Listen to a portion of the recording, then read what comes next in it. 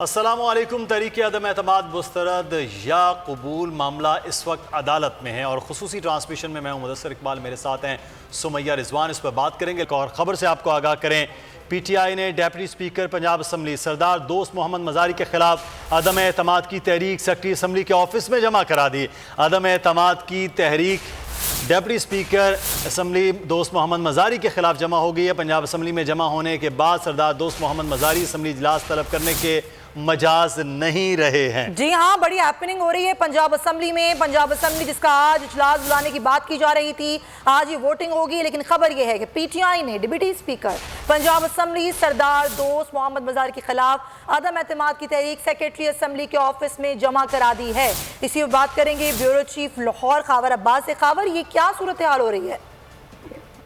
जी बिल्कुल, पंजाब में जो है वो नया सियासी बहरान पैदा हो चुका है। डिप्टी स्पीकर जो कि तहरीक इंसाफ की जानिब से लीड कर रहे थे और वजीर आला पंजाब के लिए उम्मीदवार से स्पीकर पंजाब असम्बली चौधरी परवेज लाई, इस वजह से सारे हाउस के कस्टोडियन जो है दोस्त मज़ारी को बनाया गया था। दोस्त मज़ारी साहब की जानिब से आज असम्बली इजलास बुलाया गया और जिसमें उनका कहना था कि वजीर आला के लिए वोटिंग भी आज ही होगी, जबकि तारीख के इजलास 16 तक जाए और इससे कबल जो है वो 16 तारीख का नोटिफिकेशन जारी हुआ था। इसके बाद अब एक नई सूरत हाल सामने आई है कि डिप्टी स्पीकर दोस्त मज़ारी के खिलाफ ही तहरीक इंसाफ ने तहरीक अदम एतमाद जमा करवा दी है। ज़राए ने दावा किया है कि मियां महमूद रशीद और मुतअद्दिद तहरीक इंसाफ के अरकान हैं जिनके दस्तखत उस तहरीक अदम एतमाद पर मौजूद है। इससे कबल वज़ीर आला पंजाब पर जो है वो अपोजिशन की जानिब से तहरीक अदम एतमाद जमा करवाई गई थी, जो अब जो है वो तहरीक इंसाफ की जानिब से। अब ये तहरीक अदम एतमाद जमा होने के बाद, अब जब ये जमा हो गई है तो अब क्या होगा पंजाब असम्बली के इजलास का? अब तो वो बुलाने के मजाज भी नहीं रहे हैं डिप्टी स्पीकर। देखिए, बिल्कुल तहरीक इंसाफ का तो यही मौकफ है कि अब वो इस इजलास को बुलाने के मजाज नहीं रहे, मगर जो इस वक्त जो दोस्त मज़ारी के जराए हैं उनसे जब हमारी बात हुई है तो उनका कहना है कि ये ऑर्डर तो उनकी जानिब से गुज़श्ता रात ही कर दिया गया था, जब उनकी जानिब से ये ऑर्डर जारी कर दिया गया था। उसके बाद गजट से ये नोटिस निकलना था जिसका इंतजार किया जा रहा था, मगर अब ये तहरीक इंसाफ का मौकफ है कि चूंकि उनके खिलाफ तहरीक अदम एतमाद जमा हो चुकी है, लिहाजा वो इजलास नहीं बुला सकते। और तहरीक इंसाफ की जानिब से नामजद उम्मीदवार है चौधरी परवेज लाई साहब, खुद वजारत आला के, वो स्पीकर के फराइज उस वक्त तक सरंजाम नहीं दे रहे थे।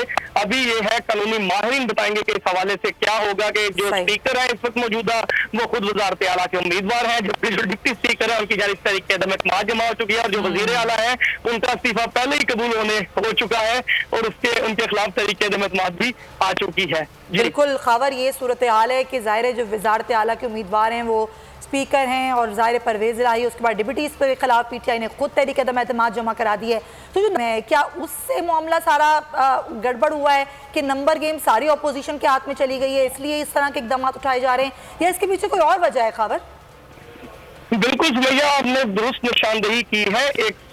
195 अफराद के साथ मिलकर जो है वो तहरीक इंसाफ ने अपना साबिका ऐवान कायम किया था, जिसमें 184 नशिस्तें तहरीक इंसाफ की थी, 10 जो है वो मुस्लिम लीग काफ की थी, जबकि एक उनके साथ आजाद जमात थी राह हक पार्टी, जिनका एक वोट उनके साथ शामिल था। मगर जब तहरीक अदम एतमाद जमा करवाई गई वज़ीर आला पंजाब के साथ, तो बहुत सारे ऐसे अफराद जो नाराज अरकान थे तहरीक इंसाफ के अंदर, उन्होंने भी जो है वो अपोजिशन के उम्मीदवार हमजा शहबाज को ज्वाइन कर लिया और बहुत सारे ऐसे सूबाई वज़रा जो कि वज़ीर आला के बहुत करीब जाने जाते थे, जैसे मलक असद कोकर हैं, इजाज आलम के अलावा मुतअद्दिद अफराद उज़्मा कारदार हैं जिन्होंने जाके जो है वो अपोजिशन कैंप को ज्वाइन कर लिया था। और उसके बाद वज़ीर आज़म भी गुज़श्ता रोज आए और इस बात पर जो खासी गुफ्तगू हुई, तो तकरीबन 54 के करीब मेंबरान थे तहरीक इंसाफ के जो कि उस पार्लिमानी इजलास से गायब थे, जो वज़ीर आज़म की जानिब से गवर्नर हाउस में बुलाया गया था। उसके बाद जो कशीदा होती गई और हुकूमत की जानिब से इस इजलास को जो है 16 तारीख पर ले जाया गया था और इसके अलावा एक कमेटी भी कायम कर दी गई थी पंजाब असम्बली में मुबैना तौर पर तोड़ फोड़ की, जिसमें ये भी बताया जा रहा था, जरा एक दावा था कि 18 से 20 अफराद जो है अरकान जो है उन्हें मुअत्तल कर दिया जाएगा। मगर दूसरी जानिब जब सुप्रीम कोर्ट ने इस मामले में मुदाखलत की और उनका कहना था कि भाई इस पे जो है वोटिंग करवाई जाए और पंजाब असम्बली के मामले के हवाले से अपडेट किया जाए, तो इसे जो डिप्टी स्पीकर है ये सारी सूरत हाल थी। और आज जो हैपनिंग हुई है, खबर बहुत शुक्रिया, जिसमें पाकिस्तान तहरीक इंसाफ ने deputy speaker Punjab assembly Mohammad Mazari के खिलाफ तहरीक अदम एतमाद की तहरीक जो सेक्रेटरी असम्बली के ऑफिस में अब जमा करा दी है, जिसके बाद अब वो पंजाब असम्बली का इजलास बुलाने के मजाज नहीं रहे हैं। यानी कि बड़ा एक एक और अहम मामला बहरानी- जो है वो इस वक्त हो गया है कि अपने ही डेप्यूटी स्पीकर अपने ही मेंबर के खिलाफ तहरीक अदम एतमाद पाकिस्तान तहरीक इंसाफ जमा करवा रही है। फैसल अजीज़ साहब हमारे साथ कराची स्टूडियो में मौजूद हैं। फैसल साहब आपको खुशामदीद कहते हैं। बाबर डोगर साहब सीनियर तजज़ियाकार लाहौर में मौजूद हैं। बाबर आपका भी शुक्रिया। जमील फारूकी साहब एंकर पर्सन और तजज़ियाकार इस्लामाबाद से हमारे साथ हैं। जमील आपका भी शुक्रिया अदा करते हैं। बाबर साहब, पंजाब में क्या मामला हो रहे हैं कि काफ लीग को इसलिए वजारत आला के लिए कहा गया वज़ीर आज़म की जानिब से वो सबको इकट्ठा करेंगे, लेकिन पाकिस्तान तहरीक इंसाफ के अपने ही अरकान जो हैं वो अब आहिस्ता आहिस्ता PTI को छोड़ते हुए नजर आ रहे हैं। और परवेज़ इलाही साहब के कहने पे अब क्या क्या हो रहा है लाहौर में?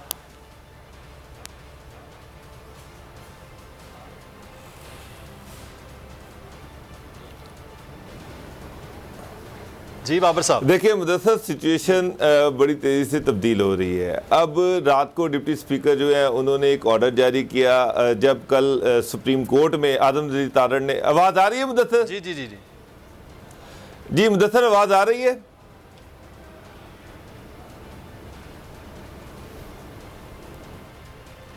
जी जी, अच्छा। कल जब अहमद अवैस जो एडवोकेट जनरल पंजाब है उन्होंने सुप्रीम कोर्ट में ये बताया कि जब कल वोटिंग हो रही है और पंजाब में किसी मेंबर की रुकनीत को मुअत्तल नहीं किया गया, उसके बाद डिप्टी स्पीकर जो है उन्होंने रात को एक ऑर्डर जारी कर दिया कि जनाब कल इजलास होगा और उसमें वोटिंग होगी। इससे पहले डिप्टी स्पीकर ने कल सुबह एक और नोटिफिकेशन जारी हुआ जिसमें यह था कि जी 10 दिन के लिए 16 अप्रैल को ये वोटिंग होगी, लेकिन जब मामला सुप्रीम कोर्ट में आ गया तो रात को इसके लिए असम्बली सेक्रेटरीट उसका गजेटेड नोटिफिकेशन जारी करता है। जब तक गजेटेड नोटिफिकेशन जारी नहीं होगा इजलास नहीं हो सकता। डिप्टी स्पीकर का जो ऑर्डर है उसकी कोई हैसियत नहीं है, जो हैसियत है वो नोटिफिकेशन की है। नोटिफिकेशन कल जारी हो चुका है कि इजलास 16 अप्रैल को होगा। अब दोस्त मजारी जो है वो बजिद थे कि जनाब चौंका प्रेरलाई स्पीकर नहीं है, उन्होंने अपने अख्तियारात जो हैं वो डिप्टी स्पीकर को दे दिए हुए हैं। तो डिप्टी स्पीकर जो है वो असम्बली सेक्रेटरीट पे प्रेशर डाल रहे थे कि जनाब आज हर सूरत में 7 बजे इजलास होना है। अब अगर आज इजलास होता है तो कल जो ऐसा खबर बता रहे थे प्राइम मिनिस्टर ने जो जॉइंट पार्लिमानी कमेटी का इजलास बुलाया था जिसमें काफ लीग और PTI के लोग आए थे, उसमें तकरीबन 55 लोग PTI के कम थे, 55 लोग। तो इससे आपको अंदाजा हो जाएगा कि PTI के पास मेजोरिटी नहीं है, चौधरी प्रेरलाई के पास मेजोरिटी नहीं है। वो किसी सूरत में नहीं चाहते कि आज इजलास हो और उसमें काउंटिंग की जाए। तो उसका बेहतरीन हल ये था कि आज डिप्टी स्पीकर जो है उनके खिलाफ अदम एतमाद की तहरीक जमा करवा दी गई है।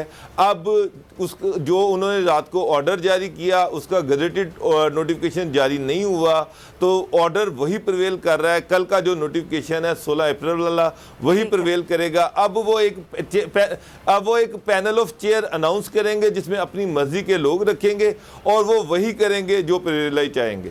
ये है सारी सिचुएशन और जो कुछ हो रहा है वो परवेज़ इलाही के कहने पे ही हो रहा है। तो देखना ये होगा कि ये कोई बहरानी कैफियत तो आगे जाके पैदा नहीं होती है, क्योंकि अभी तो फिलहाल ये ऐसे ही सूरत हाल लग रही है। बाबर डोगर साहब, जमील, जाहिर है एक तरफ तो सुप्रीम कोर्ट में समाअत हो रही है, वो सबकी नज़रें हैं कि वहाँ से क्या फैसला आता है, आज आता है कि नहीं आता है, क्या होता है। फिर दूसरी जानिब ये पंजाब असम्बली का मामला, ये भी ऐसा लग रहा है कि एक तरह से एक बहरान की कैफियत पैदा हो रही है पंजाब में।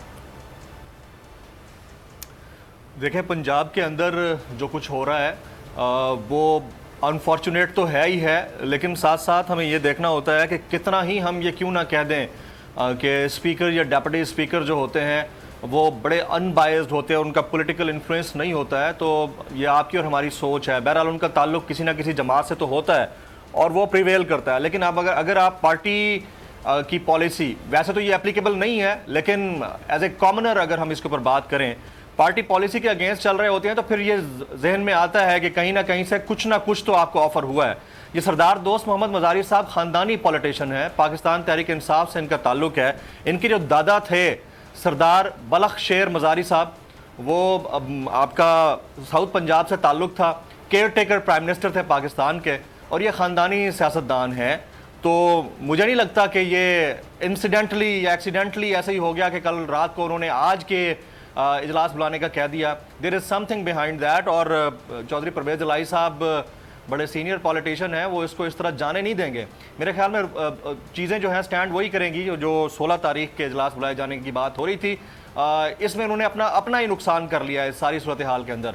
PTI को जाहिर है टाइम चाहिए, टाइम बाय करना चाह रहे हैं ताकि अपने एलाइज को मिलाएं और पंजाब की जो गवर्नमेंट है उसकी वजारत आला और गवर्नमेंट अपने हाथ से ना जाने दें, तो वो तो इस तरफ कोशिश कर रहे होंगे। रही बात फेडरेशन की, तो फेडरेशन का जो मामला है सुप्रीम कोर्ट में है, 3 दिन से समाअत मुलतवी हो रही है, आज दलाइल दिए जा रहे हैं, उम्मीद यही है कि फैसला हो जाएगा। लेकिन जिस तरह हर दिन ये कहा जाता है कि आज हम कुछ ना कुछ सुना देंगे, तो इतना आसान नहीं है। और जितना ये लिंगर ऑन होगा सुमैया, जितना लिंगर ऑन होगा उतना फायदा गवर्नमेंट को है। उसकी रीजन ये है कि प्रोसेस को जो भी हो चुका इस वक्त ऐवान के अंदर, उसको अनडू करना इतना आसान नहीं है। ऐसा नहीं है कि आन की आन में वो मोशन जो मुस्तरद हुई थी उसको रिवर्स किया जाएगा, फिर स्पीकर दोबारा इजलास बुलाएगा, फिर तहरीक अदम एतमाद पर वोटिंग होगी, क्योंकि इसके बाद बहुत सारे इवेंट्स हो चुके हैं, इतने ज्यादा इवेंट्स हो चुके हैं कि आप, और बैक टू बैक हुए हैं, उसी दिन हुए हैं। यानी प्राइम मिनिस्टर ने प्रेसिडेंट को समरी भेज दी, प्रेसिडेंट ने असम्बली तहलील करने की मंजूरी भी दे दी, इलेक्शन कमीशन को भी कह दिया, उसके बाद केयर टेकर प्राइम मिनिस्टर का भी नाम आ गया। और केयर टेकर प्राइम मिनिस्टर के लिए जो नाम आया है वो भी बड़ा इंपॉर्टेंट है, वो भी मास्टर स्ट्रोक समझा जाएगा, क्योंकि खान साहब किसी को भी नॉमिनेट कर सकते थे, किसी बड़े नाम को, किसी बड़े पॉलिटिशियन को, किसी बड़े जर्नलिस्ट को। जमील, हम इस पर मजीद बात करते हैं फैसल अजीज साहब से भी। तो जी पहले एक खबर अपने नाज़रीन को देते चलें कि सुप्रीम कोर्ट सियासी सूरत हाल आज खुद नोटिस केस की समाअत।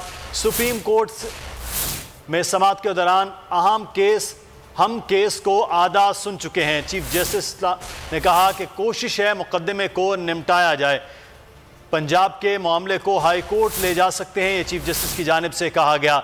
बदकिस्मती से ये तासुर मिल रहा है कि अदालत ताख़ीर कर रही है, एक जमात को अदालती फोरम से महरूम रखा गया। बाबर अवान ने कहा कि नून लीग के सदर ने मुतालबा किया कि तहकीकात की जाएँ, मुतालबा किया जा रहा है कि अदालत उनके हक में फौरी हुक्मनामा जारी करे। बाबर अवान की जानिब से ये भी अदालत को कहा गया। जी हाँ, उन्होंने ये भी कहा कि आर्टिकल 5 के जरिए गद्दार कहा गया। दरख्वास्त गुजारों ने आर्टिकल 95 और 69 की तशरीह की इस्तदा की। बाबर अवान ने यह भी कहा अपने दलाइल में कि MQM TLP Jamaat Islami case में फरीक नहीं है। नई मजहर से मजीद बात करते हैं। नई बाबर अवान आज दलाइल दे रहे हैं, क्या कहा उन्होंने और मजीद? समाअत जारी है और सुप्रीम कोर्ट का 5 रुकनी इलाजा बेंच इस केस की आज भी समाअत कर रहे हैं। इससे केस के समाअत के दौरान अभी कुछ अहम जो रिमार्क्स हैं वो सामने आए हैं। इसमें अटॉर्नी जनरल ने तहरीक इंसाफ के वकील बाबर अवान के दलाइल पर एतराज कर दिया है और उसमें इस तरह कहा गया है कि मुरासला में लिखा हुआ था कि अदम एतमाद की तहरीक मंजूर ना हुई तो फिर डैश डैश डैश। कमरा अदालत ने इस डैश डैश पर जो है वो कहते लगे हैं, जिसके बाद जस्टिस जमाल बंदोखेल ने कहा जो दलाइल आप दे रहे हैं वो स्पीकर के वकील को देने चाहिए। चीफ जस्टिस ने यह भी कहा कि आप तारीख दे दें, जिस पर बाबर अवान ने कहा फिर कह दिया जाएगा कि मेरे मुकदमे के दलाइल दिए जा रहे हैं। इस पर चीफ जस्टिस ने भी अपने जो है रिमार्क हम कोई पेशरफ चाहते हैं, आप तो उधर की बातें कर रहे हैं। क्या वज़ीर आज़म को ये जस्टिस जमाल बंदोखेल ने ये कहा कि क्या वज़ीर आज़म को ये पता है कि साजिश के पीछे कौन था और रूलिंग दी, तहकीकात नहीं की गई। हम इस चीफ जस्टिस से दोबारा ये जा रहे हैं अभी भी बाबर अवान की जानिब से। बहुत शुक्रिया नई मजहर। फैसल साहब, ज़ाहिर है ये 3 दिन से समाअत हो रही है सुप्रीम, आज लग क्यों रहा है कि शायद कोई मुख्तसर फैसला दे दिया जाएगा? आपको क्या लगता है, क्या होगा क्या, और क्या आज फैसला आने का इम्कान है? देखिए, बहुत ही संजीदा मामला है। मेरा अपना ज़ाती ख्याल ये है कि जब तक तमाम लोगों को जो इस मामले में जो जितनी भी पार्टी हैं उनको नहीं सुना जाएगा, तसल्ली बख्श नहीं सुना जाएगा, सुप्रीम कोर्ट फैसला नहीं देगा। हुकूमत यहाँ भी कोशिश करेगी कि ऐसी पॉइंट्स को उठाए और वक्त ले, और जितना वक्त सुप्रीम कोर्ट से हुकूमत लेगी उतना ही उनको बेनिफिट होगा, क्योंकि वो बहुत सारे अहकामात जारी करके आगे जा चुके हैं। और ये बहुत ही मुश्किल होगा कि सब लोगों को सुने बगैर, जैसे भी हमारे रिपोर्टर भी बता रहे थे कि बाबर अवान साहब ने जो आवाज़ उठाई है अदालत के अंदर, वो जिन पॉइंट्स को अब डिस्कस कर रहे हैं वो चीज़ें रिलेवेंट हैं नहीं हैं, लेकिन वो ताख़िरी हरबे के तौर पर नज़र आ रही हैं। अब अगर वो चीज़ें इसी तरह से चलती रहेंगी तो सुप्रीम कोर्ट जाहिर है कि अगर कोई इत्मीनान वाला इन्वायरमेंट नहीं होगा कि हमने सबको सुन लिया है और फैसला महफूज कर लिया और हम सुनाने जा रहे हैं, मेरे ख्याल है वहाँ तक पहुँच नहीं पाएंगे। और ये चीज़ बेनिफिट कर रही है इमरान खान साहब और उनकी टीम को कि इस तरह के मामलात को डिस्कस किया अदालत के अंदर किया, जैसे कमीशन की बात कर ली है और दीगर चीज़ों की बात की जा रही है। और जितना डिले होगा उतना ही मामला होगा। वैसे ये डिले इतना ज़्यादा कोई डिले है नहीं, ये चौथा दिन को इतना ज़्यादा कोई डिले है नहीं।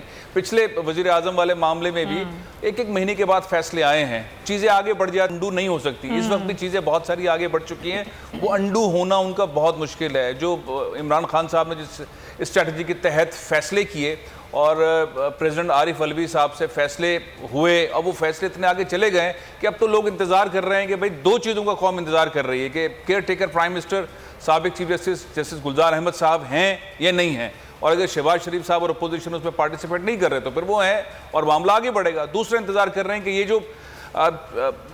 जो कमीशन बनने जा रहा है या ज्वाइंट इन्वेस्टिगेशन टीम बनाने की बात हो रही है, इन दोनों चीज़ों में से क्या चीज़ होगी, ये गद्दार हैं या नहीं हैं। तो ये दो चीज़ों का इंतज़ार है। इन दोनों चीज़ों के अंदर जितना डिले होगा उतना बेनिफिट जो है वो हुकूमत को होगा, और वो यही कोशिश कर रही है कि उसको डिले किया जाए, डिले करवाया जाए। ठीक है, इस पे हम बात करेंगे। हमारे साथ इस वक्त साबिक अटॉर्नी जनरल और सीनियर कानूनदान इरफान कादिर साहब मौजूद हैं। बहुत शुक्रिया इरफान कादिर साहब सर आपके वक्त का। सर जब ये पहला दिन था उस दिन भी आपसे गुफ्तगू हो रही थी, उस दिन आप कह रहे थे कि मामला जो है वो पार्लियामान का था, अदालत में जाएगा तो क्या होगा। तो अब अदालत में सर चौथा दिन तो है, तमाम फरीकैन के वकला के हवाले से बातचीत भी हो रही है, वो अपने दलाइल भी दे रहे हैं। तो ये जो चीफ जस्टिस साहब ने अपने रिमार्क्स में एक लाइन कही कि हम खारजा अमूर के मामलात के हवाले से जो है चीज़ें वो नहीं देखेंगे, सिर्फ ये देखेंगे कि रूलिंग आइन के मुताबिक है या नहीं है। तो इसमें सर काफ़ी लंबा मामला चल गया, आप क्या देख रहे हैं सारे इशू को सर? अगर उन्होंने ये कहा है चीफ जस्टिस साहब ने कि ये मामला जो है इस आइन का है और आइन के नुक्ते को देखेंगे, तो फिर ये जो इतनी देर लग रही है इसकी मुझे तो बिल्कुल समझ नहीं आ रही है एज अ लीगल एक्सपर्ट के क्यों ये देर लग। अच्छा, एक बात तो ये इरफान साहब आपने कहा कि देर क्यों लग रही है, ये आइन का मामला है नहीं, जाहिर इसी को देखा जा रहा है। तो आपको क्या लगता है मुमकिन तौर पर सुप्रीम कोर्ट इस पर क्या फैसला दे सकती है, सारी चीज़ों को अगर हम मद्देनजर रखें तो? आइन बिल्कुल क्लियर है, एक ही फैसला हो सकता है और वो ये हो सकता है कि स्पीकर का फैसला जो है वो गैर आइनी है, क्योंकि जब vote of no confidence table हो जाए तो उस पर वोट को रोका नहीं जा सकता, और वोट को रोकना जो है इट इज हाईली अनकॉन्स्टिट्यूशनल। और सर अगर वो अंडू होता है, जैसे आपने कहा कि गैर आइनी इकदाम करार दे दे सुप्रीम कोर्ट, तो फिर क्या होगा? सुप्रीम कोर्ट अगर गैर आइनी दे देगी तो सुप्रीम कोर्ट सख्त और कंट्रोवर्शियल सुप्रीम कोर्ट बन जाएगी, कभी भी नहीं देंगे, दे ही नहीं सकते। आपका ख्याल है कि सुप्रीम कोर्ट खुदकुशी करेगी? कभी भी नहीं करेगी। लेकिन सर जो बात ये हो रही है कि स्पीकर की जो रूलिंग है उसके हवाले से अदालत जो है वो किसी भी किस्म का कोई इख्तियार नहीं रखती कि रूलिंग है वो जो भी रूलिंग दे दे, और उसने तो रूलिंग दे दी है। तो मामला एक जानिब रूलिंग का है, दूसरा फिर जो आर्टिकल 5 को बेस बनाकर उन्होंने रूलिंग दी है, तो उसके मुताबिक ये क्या हो सकता है? अदालत स्पीकर की रूलिंग बचगाना है। नर्सरी क्लास में जब बच्चे लड़ पड़ते थे आपस में, तो जिसको हम कहते थे पंजाबी में वो रोंदी मारी है उसने, स्पीकर ने वो किया, सिंपल। तो सर जो आर्टिकल 5 का मामला है, तो आर्टिकल 5 जिस तरह से चीज़ें हुई हैं उसके बाद अगर ये रूलिंग बैक हो जाती है, अंडू कर देती है सुप्रीम कोर्ट, तो क्या फिर ये ऑल्टरनेट हो सकता है कि जो स्पीकर या गवर्नमेंट ने देखें, अगर सुप्रीम कोर्ट मुल्क को तबाही की तरफ लेके जाना चाहती है तो फिर वो ये होगा, सुप्रीम कोर्ट कभी भी नहीं चाहेगी कि मुल्क तबाही की तरफ जाए। सुप्रीम कोर्ट कभी भी आइन के खिलाफ फैसला नहीं देगी। मेरा नहीं ख्याल कि सुप्रीम कोर्ट आइन को वायलेट करेगी, कभी नहीं करेगी। तो सर ये जो सारा मामला फिर चल रहा है, तो फिर क्या हासिल होगा फिर अदालत से? क्या आपका सवाल क्या है? अदालत से फिर क्या हासिल होगा? फिर ये सारा मामला चल रहा है, अभी सब गया हुआ है अदालत में, इसमें यही हासिल होगा ना कि अदालत जो है वो आइन की बालादस्ती के बारे में बात करेगी और इस चीज को मनवाएगी कि आइन को फॉलो किया जाए, और जिन्होंने फॉलो नहीं किया उनके एक गैर आइनी इकदाम को गैर आइनी कहेगी, ताकि इस तरह की चीज आइंदा कोई ना करे। सही। अच्छा इरफान साहब, दूसरी जानिब हम पंजाब असम्बली के भी देख रहे हैं कि पंजाब असम्बली में पहले इजलास बुलाया गया, फिर नहीं, कल सुप्रीम कोर्ट में जो एडवोकेट जनरल पंजाब है उन्होंने कहा कि बिल्कुल जो है किसी की मेंबरशिप भी नहीं मुअत्तल हो रही और इजलास भी टाइम पर होगा। फिर डेप्यूटी स्पीकर उन्होंने इजलास के लिए कहा कि उसी पे होगा मामला, लेकिन अब जो पंजाब असम्बली के अंदर हो रहा है, आपको लगता है ये भी एक गैर आइनी इकदाम हो रहा है कि डेप्यूटी स्पीकर एक दे रहे हैं ऑर्डर और उस ऑर्डर को भी नहीं माना जा रहा है?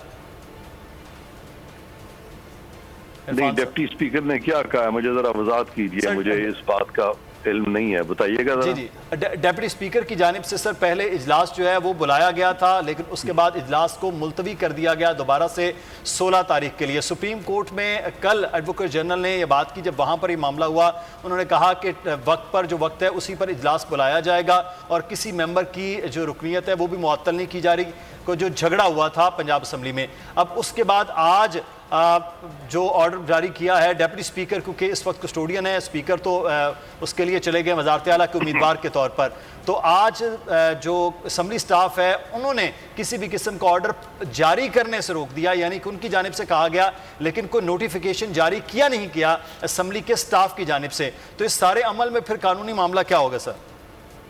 कानूनी मामला ये होगा कि जो भी असेंबली में वोट होना है वो होना चाहिए, उसको डिले नहीं किया जा सकता।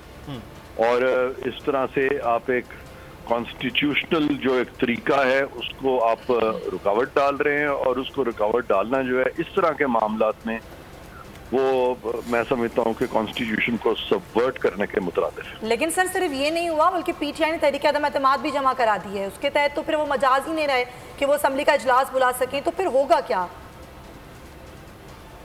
नहीं, किसके खिलाफ तरीके अदम? डिप्टी स्पीकर के खिलाफ। अपने ही डिप्टी स्पीकर के खिलाफ।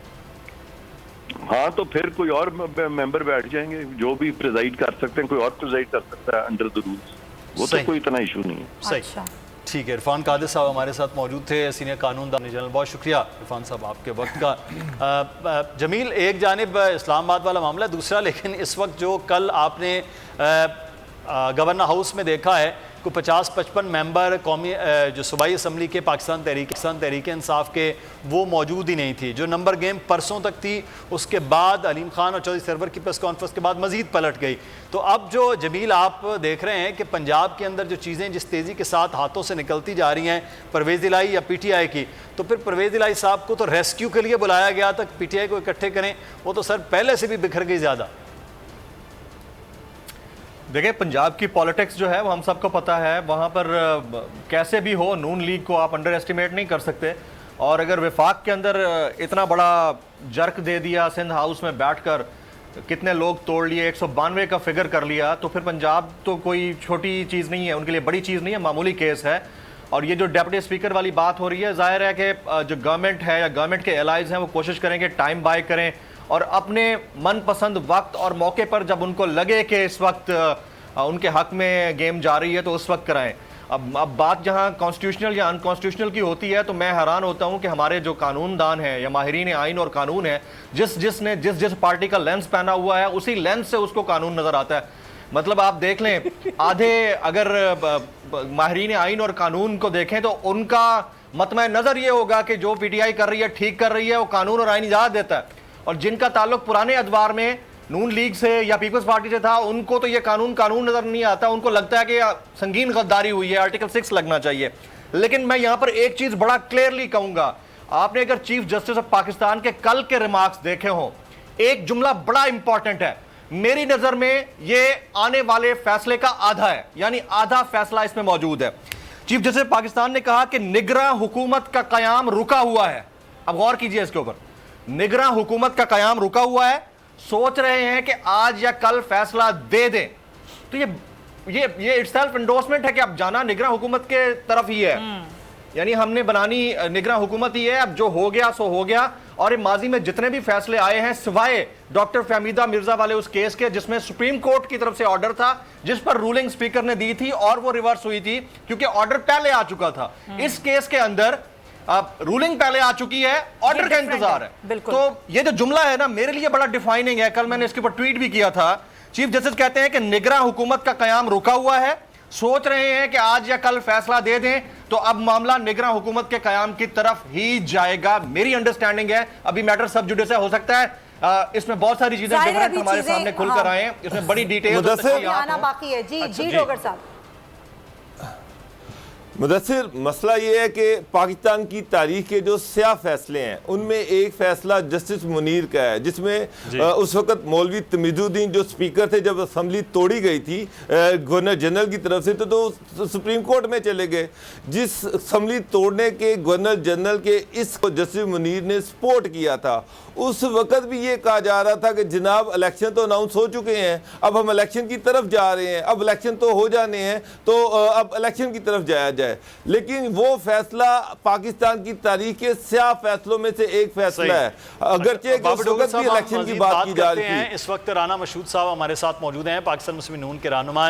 राना साहब बहुत शुक्रिया आपके वक्त का। सर, अब तो पाकिस्तान तहरीक इंसाफ ने अपने ही डेप्यूटी स्पीकर के खिलाफ तहरीक अदम एतमाद जमा करवा दी है। उम्मीद ये की जा रही थी कि जैसे रात में उन्होंने ऑर्डर किया था असेंबली स्टाफ नोटिफिकेशन जारी करेगा, असेंबली स्टाफ भी बिल्कुल साइड पर हो गया है, तो अब क्या सोचा जा रहा है आपकी जमात की जानिब से? सर देखिए, बिस्मिल्लाहिर्रहमानिर्रहीम, सबसे पहली बात तो ये है कि जब स्पीकर साहब की सबसे ज्यादा मैं समझता हूँ बायसनेस उस वक्त नजर आई कि जब वो वजीर आला का इलेक्शन लड़ रहे थे और साथ ही उन्होंने स्पीकर का ओहदा भी रखा हुआ था। अखलाकी तौर पे उनको इस्तीफा देना चाहिए था और फिर इलेक्शन लड़ना चाहिए था। और दूसरी बात है कि जिस दिन इलेक्शन का स्केड्यूल अनाउंस हो गया तो चूंकि वो अब कैंडिडेट हैं तो एज स्पीकर वो काम नहीं कर सकते, और अमलन स्पीकर के इख्तियारात बाकायदा थ्रू नोटिफिकेशन उस दिन दिए गए कि जब तक ये इलेक्शन का प्रोसेस कंप्लीट नहीं होता, डिप्टी स्पीकर जो हैं वो स्पीकर हैं और उनके पास स्पीकर के तमाम इख्तियारात हैं, और उन्हीं इख्तियारात को इस्तेमाल करते हुए 6 तारीख डाली गई थी, और 6 से जब 16 की गई और हाई कोर्ट के अंदर सुप्रीम कोर्ट के अंदर जब अंडरटेकिंग दी गई कि 6 को ही इलेक्शन कराया जाएगा, और ये इलेक्शन डिप्टी स्पीकर की तरफ से नहीं थी, गवर्नमेंट ऑफ पंजाब जो एडवोकेट जनरल है वो गए थे और वो असेंबली सेक्रेटेरिएट की मुशावरत से गए थे, और वहां पर उन्होंने कहा था, तो ये तो आज मैं कहूंगा कि बदमाशी हो रही है, मतलब स्पीकर के तौर पर वर्क कर रहे हैं, असेंबली का स्टाफ ये इनकार कर ही नहीं सकता। मैं ये समझता हूँ कि आईनी तौर पर डिप्टी स्पीकर साहब जो हैं वो चीफ सेक्रेटरी साहब को और आईजी पंजाब को पाबंद कर सकते हैं, क्योंकि ये वोट का मसला है, वोटिंग होनी है, इसके ऊपर। राना मशहूद साहब, Jameel Farooqui this side sir, मैं एक सवाल छोटा सा करूंगा, ये फरमाइएगा कि क्या दोस्त मोहम्मद मदारी साहब ने पार्टी बदल ली है? देखें, ये वही दोस्त मजारी साहब हैं जिन्होंने पहले दिन, और हमने इस पर एहतजाज भी किया था कि इन्होंने, हालांकि पीटीआई की ख्वातीन ने हमला किया था और उनके हमले को बुनियाद बना के इलेक्शन वोटिंग को 2 दिन आगे कर दिया था, और हमारा उस दिन भी ये था कि ये वोटिंग आगे नहीं हो सकती, लेकिन मजारी साहब का ये कहना है कि मैं और ज्यादा गैर कानूनी काम और गैर कानूनी हथकंडे जो इस्तेमाल किए जा रहे हैं, चाहे मैं किसी भी पार्टी का हूँ, लेकिन मेरा ज़मीर तो है और मेरा ज़मीर मुझे ये कहता है, और खास लॉयर जो है उनसे जब राय ली है तो उसकी राय के अंदर है कि मुझे हर हाल में आज सुप्रीम कोर्ट के फैसले की रोशनी में आज इलेक्शन करवाना है। तो ये ना उन्होंने राना साहब पार्टी छोड़, जी राना साहब, आज सुप्रीम कोर्ट ने यह भी कहा है कि जनाब पंजाब के हवाले से आप लाहौर हाई कोर्ट में जाएं, तो क्या आप लाहौर हाई कोर्ट में जा रहे हैं? जी बिल्कुल, हमारी इस वक्त पटिशन तैयार हो रही है और हम सारा जो है उसको लेके उधर जा रहे हैं और हम इस पे काम कर रहे हैं। तो राना साहब, कल तक तो जब हमारी आपसे बात हुई थी तो आप कह रहे थे कि हमारी तैयारी पूरी है, हम इनको सरप्राइज करेंगे, तो क्या आपको नहीं इल्म था पीटीआई की जानिब से?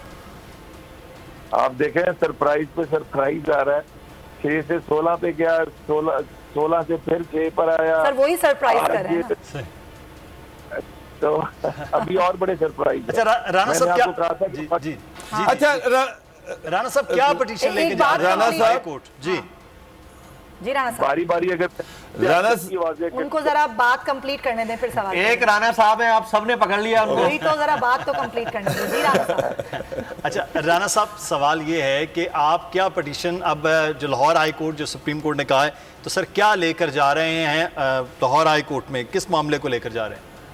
देखें, implementation of the election process, इसके अंदर सुप्रीम कोर्ट की जो कल की ऑब्जर्वेशन और कल का उनका जो रिटर्न आया उसके अंदर था कि अंडरटेकिंग है गवर्नमेंट ऑफ पंजाब की on behalf of assembly secretariat के 6 को इलेक्शन कराया जाएगा। तो मतलब हम इसमें भी कर रहे हैं और इंशाल्लाह थोड़ी देर के अंदर वो कोर्ट के अंदर भी जाएंगे और इसी चीज को उठाएंगे। और दूसरी बात है कि स्पीकर ऑफिस असेंबली सेक्रेटेरिएट इस वक्त अमली तौर पर डिप्टी स्पीकर साहब स्पीकर है और असेंबली कानूनी और आईनी तौर पर उनकी बात माननी है और जो नहीं मानेगा उसके खिलाफ भी एक्शन होगा और वो अपनी नौकरियों पे नहीं रहेगा। सही राणा साहब, लेकिन डिप्टी स्पीकर के खिलाफ अदम एतमाद की तहरीक आ चुकी है।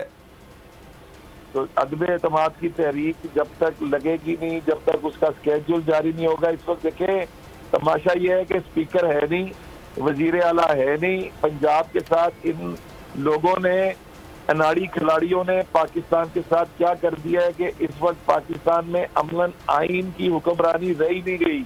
आइन के साथ जितना मजाक इन पिछले चंद दिनों में किया गया है इसकी पाकिस्तान की तारीख में जो है मिसाल नहीं मिलती। और राणा साहब एक और चीज कानूनी नुक्ता है कि रात को डिप्टी स्पीकर ने आज 7:30 बजे असेंबली सेशन बुलाने का ऐलान किया है। आप ये कह रहे हैं कि वो अभी भी डिप्टी स्पीकर हैं, तो क्या आज आप लोग असेंबली में जाएंगे? हम पूरे जोर में जाएंगे। इसमें सुप्रीम कोर्ट का भी ऑर्डर है। इसमें जो स्पीकर, डिप्टी स्पीकर ने इस वक्त एज स्पीकर जो काम कर रहे हैं, जिनको बकायदा नॉमिनेट किया गया इलेक्शन कराने के लिए, उन्होंने स्केड्यूल देना है। उन्होंने स्केड्यूल 4 से 6 का दिया, उन्होंने 6 से 16 किया, उन्होंने 16 से 6 किया। हमने उनका 6 से 16 भी माना, हमने उनका 16 से 6 भी, क्योंकि इलेक्शन कंडक्ट उन्होंने कराना है कानूनी और आईनी तौर पर। और हम आज जा रहे हैं, पूरे जोर में जा रहे हैं, ज्यादा मेंबर्स के साथ जा रहे हैं। कल इमरान खान के पास परवेज इलाही साहब को तो अगर थोड़ी भी इखलाकी उनमें जुर्रत और शर्म है तो कल जब इमरान खान के पास 139 मेंबर, लेकिन पंजाब असेंबली के बाहर जाके आप करेंगे क्या? पंजाब असेंबली तो सील हुई है, आपने कहा पहले हम हाई कोर्ट जाएंगे, तो फिर आप वहां जाके करेंगे क्या? पंजाब असेंबली इलीगल सील की गई है, इलीगल ऑर्डर है, वो हम आपको वहां पे जाके बताएंगे। हम पंजाब असेंबली के अंदर भी जाएंगे और वोटिंग में पहले हाई कोर्ट जाएंगे। राणा साहब, लेकिन पहले भी आप असेंबली के हवाले से आप लोगों पर इल्जाम लगाया गया कि आपने तोड़ फोड़ की है। आज सर फिर गए तो फिर वो उन्होंने कहना है कि जनाब 15-20 की बजाय 150 लोग जो हैं वो इसमें मुलव्विस हैं। देखें, उनका झूठ पहले भी सुप्रीम कोर्ट ने उनकी बात को सुना ही इसलिए नहीं है कि वहां पर बात हुई कि आप असेंबली में कैमरास लगे हुए, उनका फुटेज दिखाएं कि कौन तोड़ फोड़ कर रहा है। तो ये फुटेज देने में नाकाम रहे हैं और ये सारा झूठ है। और जिन्होंने ये तोड़ फोड़ किया उनके नाम हमारे पास हैं। चंद दिनों में हमारी हुकूमत आ रही है, इनको पर्चे भी कराएंगे, इनको अंदर भी कराएंगे और इनकी नौकरियां खत्म कराएंगे। बहुत शुक्रिया। राना मशहूद साहब हमारे साथ मौजूद थे, पाकिस्तान मुस्लिम नून के रहनुमा और साबिक डिप्टी स्पीकर पंजाब असेंबली वो रहे हैं। तो अब में भी जा रहे हैं। फैसल अजीज साहब, आपको याद है कि ये कहा गया कि परवेज़ इलाही साहब इसलिए वज़ारत आला के उम्मीदवार हैं कि वो पंजाब में जब जाएंगे उनका बड़ा असर और रसूख है, वो नून लीग को तोड़ेंगे, नून लीग के अंदर से लोग उनको वोट देंगे, पाकिस्तान पीपल्स पार्टी के। यहाँ तो सर 50-55 बंदा पाकिस्तान तहरीक इंसाफ का उनके बाद छोड़कर तो नून लीग की तरफ चला गया। ये कैसी चॉइस फिर रही है इमरान खान साहब की और कैसा फैसला रहा? असल में चौधरी परवेज़ इलाही उस वक्त कामयाब हो जाते अगर इमरान खान साहब के ताल्लुकात अलीम खान साहब से, जहांगीर तरीन साहब से नॉर्मल होते और उनकी अब बात चलती। अब तो जो सूरत हाल है उसमें अलीम खान साहब की जो प्रेस कॉन्फ्रेंस है, जो कल उन्होंने बातें की हैं, जहांगीर तरीन साहब की जो खामोशी है और वो टेबल पर नहीं आ रहे हैं, उसमें बहुत मुश्किल टास्क था परवेज़ इलाही साहब के लिए, बहुत ही मुश्किल। और वक्त के साथ साथ वो और मुश्किल और पेचीदा हो गया है और तकरीबन इसमें जीतने का चांस नज़र नहीं आ रहा। अब किस तरह डिले करके, किस तरह से मैनिपुलेट करके, किस तरह से नाराज़गियाँ दूर करके, किस तरह से मसालियाती टाइप की वफूद भेज कर कैसे खान इस मामले को करेंगे, ये सारी चीज़ें पंजाब की रिफ्लेक्ट करेंगी वफाक के अंदर क्या फ़ैसला होता है।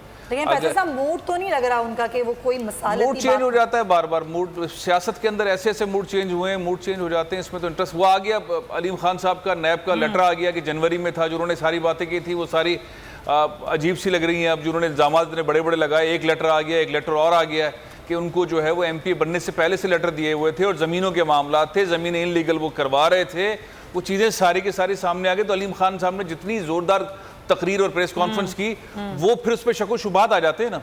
तो अब इस सारी सूरत हाल के अंदर पंजाब के अंदर चीज़ें डिले करने का मेरा ख्याल है खान साहब और उनकी टीम का मकसद भी यही है कि उसको उस तरह डिले किया जाए कि वफाक में फैसला हो जाए। और अगर वहाँ केयर टेकर गवर्नमेंट आ जाती है और वहाँ वाकई जस्टिस गुलजार बन जाते हैं केयर टेकर वज़ीर आज़म, तो सिनेरियो बदलेगा और फिर उसकी रिफ्लेक्शन जो है वो पूरे पाकिस्तान पे आएगी और खुसूसन पंजाब पे आएगी। और फिर जब सूरत हाल बनती है तो फिर वो नाराज़गियाँ दूर करने, हर माहौल के हिसाब से नाराज़गियाँ और दोस्तियाँ हो रही हैं हर हिसाब से। अभी जमील फारूकी कह रहे थे पाकिस्तान में आइन जिस तरह से जो है उसकी तशरीह की जा रही है ना, अब अशतर औसाफ साहब है उनकी तशरीह कुछ और है, अनवर मंसूर खान साहब है उनकी तशरीह कुछ और है, इरफान कादिर साहब है उनकी तशरीह कुछ और है। अब वो जिस तरह की तशरीह कर रहे हैं, साबिक अटॉर्नी जनरल्स हैं, सब अपनी वापसतगियों के हवाले से कर रहे हैं। अभी उन्होंने जो बातें इरफान कादिर साहब ने कही हैं उसके बाद तो बहस ही खत्म कर दी उन्होंने। उन्होंने सुप्रीम कोर्ट को एक मुश्किल में डाल के वो चले गए स्टेटमेंट देकर। तो पॉइंट ये है कि यहाँ हम बिल्कुल न्यूट्रल होकर आइन की तशरीह नहीं देख पा रहे, फिर हम उस चीज को नहीं देख पा रहे।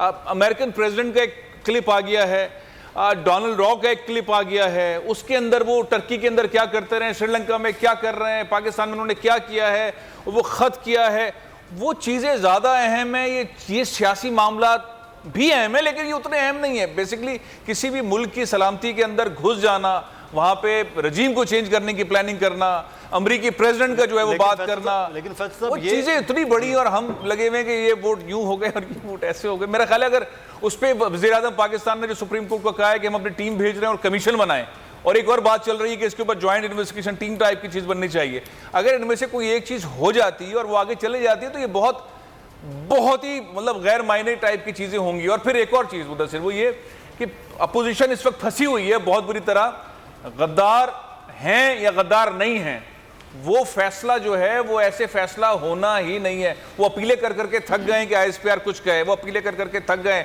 मुतालबा कर करके थक गए, वहां से जवाब ये आ रहा है कि जो हमने कहा है नेशनल सिक्योरिटी कमेटी के अंदर वही हमारा बयान है। तो इसका मतलब ये है कि ये सूरत हाल ये इतनी आसान नहीं है। और बाकी जो चीज़ें हैं वो जो शिफ्ट हो रही हैं, स्विंग हो रही हैं, उसमें मेरा ख्याल है जब तक वफाक में फैसला नहीं होगा तब तक पंजाब की चीज़ों को हैंडल करना मुश्किल होगा। सही है। अच्छा जमील, जाहिर है अभी जिस तरह फैसल साहब ने कहा एक मुनक़सिम राय है, चाहे वो सियासी उस पर हो कि भाई जाहिर है उस पर भी सबकी अपनी अपनी राय है, लेकिन जब हम बात करते हैं कि जो कानूनी राय क्या होनी चाहिए, जब उस पर इतना मुनक़सिम होगा सारा मामला तो फिर आवाम के लिए भी बहुत प्रॉब्लम हो जाएगी कि वो किसकी सुने और वो किस तरफ जाए। तो यानी कि फिर एक न्यूट्रलिटी तो हमें कहीं नज़र नहीं आती। मुझे लगता है कोई न्यूट्रल नहीं है इस मुल्क में अभी। देखें, जितना मुख्तलिफ कॉर्पोरेट टीवी चैनल्स किसी ख़ास खबर में से उनके एंगल की जो खबर होती है उसकी देखते हुए अपने एजेंडे पर ले जाते हैं, इसी तरह से कानून की तशरीह करने वाले लोग भी उसमें से अपना ही एंगल ढूंढ रहे होते हैं। मैं कुछ दिन पहले एक एग्जाम्पल दे रहा था the dark side of democracy की, वो बड़ी मशहूर किताब है। वो कहती है कि जो कॉन्स्टिट्यूशन है किसी भी मुल्क का या खत्ते का, वो दो बाजुओं की तरह है, और अगर कोई शख्स जैसे आप और हम राइट हैंडेड हैं और हम दाएं हाथ से लिखते हैं, इसका कतई ये मतलब नहीं है कि कल को कोई शख्स अगर बाएं हाथ से लिखेगा तो वो उसका लिखना ठीक नहीं होगा।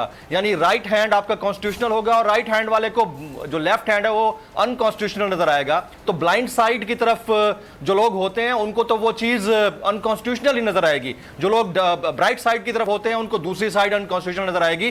तो इसके लिए बड़ा न्यूट्रल होके स्टेटमेंट देना जरूरी होता है। अभी फैसल अजीज खान साहब ने बड़ी जबरदस्त बात कही है, मैं उनसे इत्तेफाक करता हूं कि विफाक के अंदर जो भी होगा, यानी अभी जो विफाक के अंदर धमाचौकड़ी चल रही है उसका सारा दारोमदार चीफ जस्टिस पाकिस्तान के फैसले के ऊपर है। और फैसला अगर ये आता है कि जो रूलिंग हो चुकी, आप फ्यूचर की बात करें नजरिया जरूरत के तहत या किसी भी मामले के तहत, आप फ्यूचर को देखें और केयर टेकर सेटअप बनाएं और सब लोग इलेक्शंस की तरफ जाएं और सब पार्टिसिपेट भी करें, उसमें कंडीशनलाइज अगर हो जाता है तो मेरा नहीं ख्याल कि फिर पंजाब की या दीगर सूबों की इंपॉर्टेंस रहेगी। फिर वहां पर जो होगा उसका इंपैक्ट पंजाब और दीगर सूबों के ऊपर आएगा। और शायद इंतजार भी इसी चीज का किया जा रहा है। ये जो पंजाब के अंदर मामला है इसको लिंगर ऑन करने की जो बात हो रही है वो इसी वजह से हो रही है। और अगर कल को ये डिसीजन आ जाता है कि रूलिंग को ओवररूल कर दिया जाए और शुरू से ही यानी तहरीक अदम एतमाद पर काम हो, तो मेरे ख्याल में पंजाब के अंदर और वफाक के अंदर सबके पास ये इस्तेकाक है कि वो इस्तीफे दे दें एक साथ। जब एक साथ इस्तीफे देंगे तो फिर बौरानी कैफियत होगी, ये नेक्स्ट कार्ड हो सकता है, लेकिन ये बी कार्ड कहलाएगा। एक और बात भी अभी फैसल साहब ने बड़ी अच्छी कही, उन्होंने कहा कि ये लोग जो बैनुल-अक़वामी मामलात हो रहे हैं और जो साउंड बाइट्स आए हैं जो बाइडन के या दीगर लोगों के टर्की के अंदर, उसको सीरियसली क्यों नहीं लेते? फैसल साहब, अगर ये उसको सीरियसली लेते हैं तो ये बचते कहाँ हैं फिर? ये अपोजिशन वाले सीरियस लिया जाएगा, मामले को सीरियस ले लें उसको सीरियस तो उनके तो गले आ जाएगा। लेकिन अभी मामला सियासत कर रहे हैं। स्पेसिफिकली जो है वो अदालत में वो स्पीकर की रूलिंग के हवाले से है। ये ज़िमनन चीजें जैसे वज़ीर आज़म ने कहा कि कमीशन बनाया जाए, ये चीजें आप ये बात नहीं समझ रहे। आप देखें, नहीं आप बिल्कुल ठीक कह रहे हैं। वो तो जो स्पीकर की रूलिंग के हवाले से जो हो रहा है, अदालत ने फैसला देना है। I am talking about the politicians. बिल्कुल सही है। यानी पॉलिटिशियंस अपनी सियासत किए जा रहे हैं, उनको वो बैनुल-अक़वामी साजिश क्यों नजर नहीं आती? वो नजर आ गई तो उनके अपने गले का फंदा है, वो कभी नहीं चाहेंगे कि उनको ये नजर आए। और वाकई चीज पर तो शायद एक फैक्टर है जिसको इग्नोर नहीं किया जा सकता। श्रीलंका के अंदर जो हुआ है वो क्या ऐसा ही हो गया? साजिश के मामलात पर, उनमें मामलात पर अगला इलेक्शन लग रहा है कि ऐसे ही मामलात पर होगा। बहुत शुक्रिया जमील फारूकी साहब, आपका भी, बाबर डोगर साहब आपका भी शुक्रिया अदा करते हैं। पंजाब असम्बली की अभी बात कर रहे हैं और पंजाब असम्बली की जो सूरत हाल लग यूँ रहा है मुदस्सिर कि वहाँ एक बहरानी कैफियत पैदा हो रही है। और अब होगा क्या जब स्पीकर खुद वजारत आला के उम्मीदवार हैं, डिप्टी स्पीकर के खिलाफ तहरीक अदम एतमाद जमा करा दी गई है, असम्बली पंजाब असम्बली को ताले लगे हुए हैं, वो सील हुई है, तो ये कैसे होगा इजलास जो कल बात की गई? बिल्कुल, ये नज़ीर लगारी साहब हमारे साथ मौजूद हैं, सीनियर सहाफ़ी, तज्ज़ियाकार और एडिटर इन चीफ बोल। लगारी साहब बहुत शुक्रिया आपके वक्त का। अज़हर सिद्दीक एडवोकेट साहब हमारे साथ मौजूद हैं, माहिर कानून है, बहुत शुक्रिया अज़हर साहब आपके वक्त का। अज़हर साहब, ये पंजाब की सूरत हाल से आगाज़ करते हैं, फिर हम सुप्रीम कोर्ट में मामला भी चल रहा है, उस पर भी हम डिस्कस करेंगे। सर, एडवोकेट जनरल पंजाब ने जाकर ये कहा कि बिल्कुल उसको हम 6 तारीख का इजलास भी कर रहे हैं, किसी रुकन की रुकनीत के हवाले से भी मुअत्तली नहीं होगी और जो वोटिंग का अमल है वो भी होगा। लेकिन उसके बाद दोबारा से ये मामला हो गया। अब फिर उसके बाद तहरीक अदम एतमाद डिप्टी स्पीकर के हवाले से जमा हो गई। अब कहा जा रहा है कि पीटीआई के पास नंबर पूरे नहीं हैं। अब वो हर वो इकदाम कर रही है जो शायद आइनी तो किसी तरह से हो सकता है, लेकिन वो सियासी और अखलाकी तौर पर नहीं है। एक जानिब सुप्रीम कोर्ट में कुछ कहा जा रहा है हुकूमत पंजाब की जानिब से, और फिर कुछ और किया जा रहा है। तो ये पंजाब हुकूमत के गैर आइनी इकदाम नहीं लग रहे आपको? बहुत शुक्रिया। प्यार और मोहब्बत है, ये जंग में सब कुछ जायज़ है। ये अखलाकियात पाकिस्तानी सियासत में कब से आ गई? तो सर ये फिर आईनी है ये सारा का अमल जो कर रही है हुकूमत? मैंने तो वो बात देखी ना कि हम शायद इखलाक, पाकिस्तानी सियासत और इखलाक, माजरत के साथ पाकिस्तानी सियासत की बुनियाद ही जो है ना, ये बद तहजीबी पे, अब यानी एक बंदा कल ये जो सारा आज कुछ आप देख रहे हैं ना, ये तारीखी तौर पर चले जाए, छांगा मांगा में क्या हुआ था आपको याद होना चाहिए। उस वक्त जुनैद साहब के दौर में क्या हुआ था, ये सारी रिकॉर्ड का हिस्सा है। और सबने मिलकर ना तय किया था, आपको पता है क्या तय किया था? कि हमने ना ये डिफेक्शन नहीं होने देनी, फ्लोर क्रॉसिंग नहीं होने देनी। उस हालांकि उसको फॉरवर्ड ब्लॉक बनाने की इजाजत थी, यानी कुछ लोग यहाँ से निकलते थे, फॉरवर्ड ब्लॉक बनाते थे और पार्टी से अलग इख्तियार कर रहे थे, यानी जो तरीकाकार था। और ये यानी आज हम अंदाजा लगाएं कि हम छांगा मांगा से भी पीछे चले गए कि जो मर्जी करोगा, ये कभी भी मंशा नहीं थी। उस वक्त 2 चीजें तय थी, एक ये थी और एक आर्टिकल 52B के तहत बात थी कि 5 साल से पहले असेंबलियां डिसॉल्व नहीं करनी है। आज मजाक हो रहा है, अपनी मर्जी से जिस तरह मर्जी लेके चलना चाहिए, जो भी हो रहा है। आप जरा गौर तो करें इस बात पे कि तहरीके इंसाफ के 22 अरकान, और सबने देख लिया अपना सिंध हाउस में जाना। अब ये कहा जाए कि जनाब पैसे से नहीं, बड़ा प्यार मोहब्बत आ गया उनको, या जमीन उनका जाग गया है, तो वो मानने वाली बात इसलिए नहीं है कि ये जमीन जागना था तो बहुत पहले जागता। ये तहरीक अदम एतमाद के ऊपर वोट जमीन क्यों जागा, ये बड़ा $1 बिलियन क्वेश्चन है। और क्या उनको पता नहीं था कि आर्टिकल 63 मौजूद है, डिफेक्शन की क्लॉज मौजूद है, और डिफेक्शन में लिखा हुआ है कि अदम एतमाद और एतमाद के हवाले से लोग इसको जरा कंफ्यूज करने की कोशिश कर रहे हैं। 2 तरह से है, एक तो मैं तो बड़ा क्लियर हूँ इस हवाले से कि वो बाकायदा जो है ना वो रोकता भी है, यानी वो रोकना किस शक्ल में है। मैं घर का मालिक हूँ, मैं घर कोई मेरा खरीदने के लिए आ जाए तो मैं कोर्ट में चला जाता हूँ स्टे लेने के, जनाब इसको रोक दें। तो जब उनका स्टे क्या है तो वो जाके खुद कह रहे हैं, प्रेस कॉन्फ्रेंस कर रहे हैं, सारा कुछ कर लिया उन्होंने, सब कुछ उन्होंने कर लिया। तो उनको वोट डालने से क्यों ना रोका जाए। वो वोट मेरा राइट है, मेरी अमानत है, मेरी पार्टी है, मैंने उनको टिकट दिया है, तो मैं तो उस राइट के ऊपर जा सकता हूँ।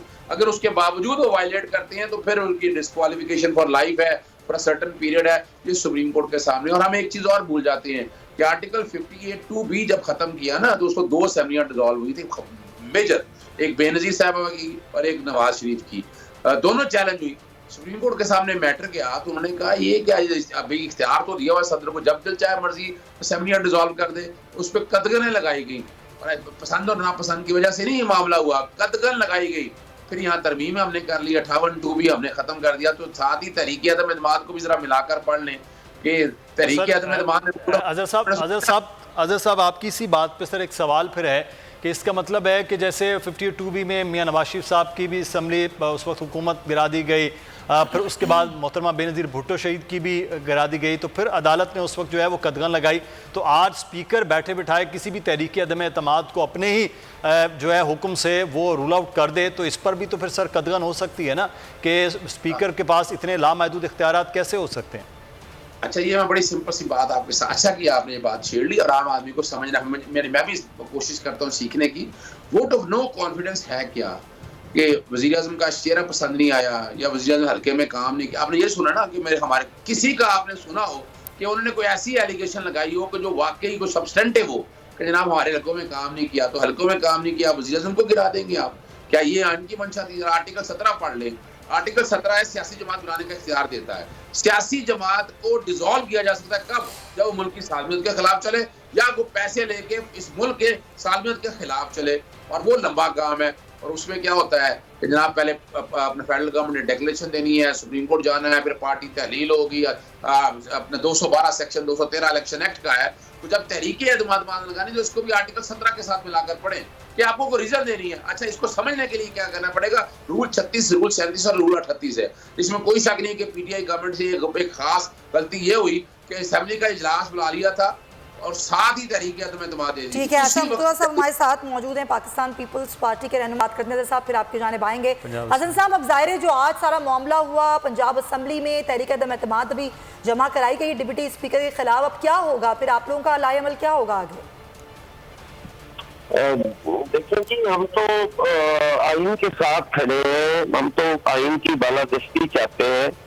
हमारा मुतालबा है कि फ्री एंड फेयर जो सीएम का इलेक्शन है वो होना चाहिए। जो हमारे हुकूमती उम्मीदवार हैं वो चाहते हैं कि उन्हें टाइम दिया जाए ताकि वो कोई नकबजनी कर सके, वो कोई ऑपोजिशन इत्तेहाद से लोगों को खरीद सके। लोगों की बोलियां लग रही है, 8 करोड़ की ऑफर जो है वो हो रही है, और हमारे मेंबरान को ही है जिन्होंने हमें आके बताया है। तो वो चाहते हैं कि हम किसी तरीके से वो खरीदारी कर लें या हम कुछ लोगों की रुकनीत सस्पेंड करके तो हम अपनी अक्सरियत करके तो ये इलेक्शन करवाएं, जिसकी हम पुरजोर मजम्मत करते हैं जी। आज का डिप्टी स्पीकर ने टाइम दिया है, हम जरूर जाएंगे और डिप्टी स्पीकर साहब के हम साथ खड़े हैं। सर लेकिन कहाँ जाएंगे? पंजाब असेंबली को सील है। हसन साहब कहाँ जाएंगे आप लोग? आपकी आवाज कट रही है। हसन साहब आप लोग कहाँ जाएंगे? पंजाब असेंबली की इमारत तो सील की हुई है, ताले लगे हैं वहां पर। तो जी हम तो जाएंगे ना, डिप्टी स्पीकर ने इजलास तलब किया है, हम कैसे न जाएं वहाँ? चाहे खारदार तारे लगी हो, चाहे लॉक लगे हो, हमारी प्रेजेंस तो होगी ना जी उस प्रेमिसेस के अंदर। सही। तो हम कोशिश करेंगे कि हम पुरअमन तरीके से वहाँ पहुँचे जी। अच्छा हसन मुर्तज़ा साहब, आप कह रहे हैं कि वक्त जारी है, हुकूमत के जो कैंडिडेट हैं कि किसी न तरह से ख़रीदे जा सके, नंबर वो अपने बढ़ा सकें। इस वक्त तो उनके नंबर बहुत नीचे चले गए। तो सर ये जो इल्ज़ाम है वो अपोजिशन पर भी लगाया जा रहा है कि मुत्तहिदा अपोजिशन भी उनके बंदे ख़रीद रही है, बोलियां लगा रही है, होटल में बंद किया हुआ है वहाँ पर, और वो फिर अपोजिशन भी ख़रीदारी के ज़रिए अपने नंबर को बढ़ा गई है क्योंकि नंबर तो उनके पास पहले कम थे। देखिए जी, हमारे पास नंबर कम नहीं थे, हमारे पास नंबर्स पूरे थे। जो लोग आज उनको छोड़ के हमारी तरफ आ रहे हैं, ये लोग कोई आज नहीं आ रहे। ये कोई 1.5 साल पहले से, जब से जहांगीर तरीन साहब का मामला था जब दीगर मामलात थे, जब इधर लाहौर से एक MPA चौहान साहब हैं, जब उनके खिलाफ कार्रवाई हुई, उनको तशद्दुद का निशाना बनाया गया, ये उस वक्त से उनकी नाराजगियां चल रही थी। और वो लोगों की वजह से, वो तो हुकूमत के खिलाफ 1.5 साल पहले से बाहर है, उनको किसने खरीदना है जी। और फिर हर आदमी का ये कह देना बगैर सबूत के, हम तो सबूत और ऑफर करने वाले का नाम तक बता सकते हैं, हमारे साथ बैठे हैं, हम साबित करेंगे कि आपने इन्हें 8 करोड़ की ऑफर की है। ये बड़ा ही भयानक खेल खेला जा रहा है जमहूरियत के नाम पे जी। हम तो समझते थे कि चौधरी साहबान जो है वो बड़ा इज्जतदार और बड़ा रवादारी और बड़ा प्यार मोहब्बत और एक उनकी सियासत लोगों के ज़हन में, चौधरी साहब ने तो वो सारा ज़ायल कर दिया है जी। और अफसोस है कि उन्होंने अपने घर में भी इंतशार पैदा कर दिया है। उनके भतीजे जो हैं वो मरकज में अपोजिशन के साथ बैठे हुए हैं और वो अजीब सी उनकी सियासत है। ऐसों से ही खरीदारी समझते हैं, तो क्या उनके भतीजे भी दिखे हैं?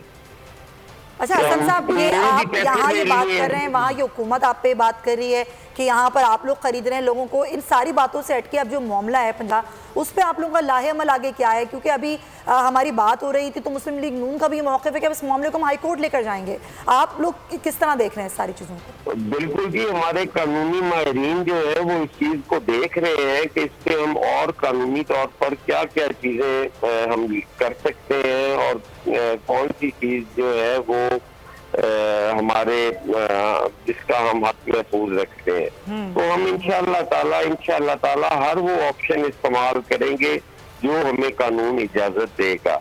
मैं आज भी मजम्मत करता हूँ खरीदारी की, मैं कल भी करता था और मैं करता रहूंगा। मैं इस खरीदारी का हिस्सा न बनाऊं, कभी न बनूंगा।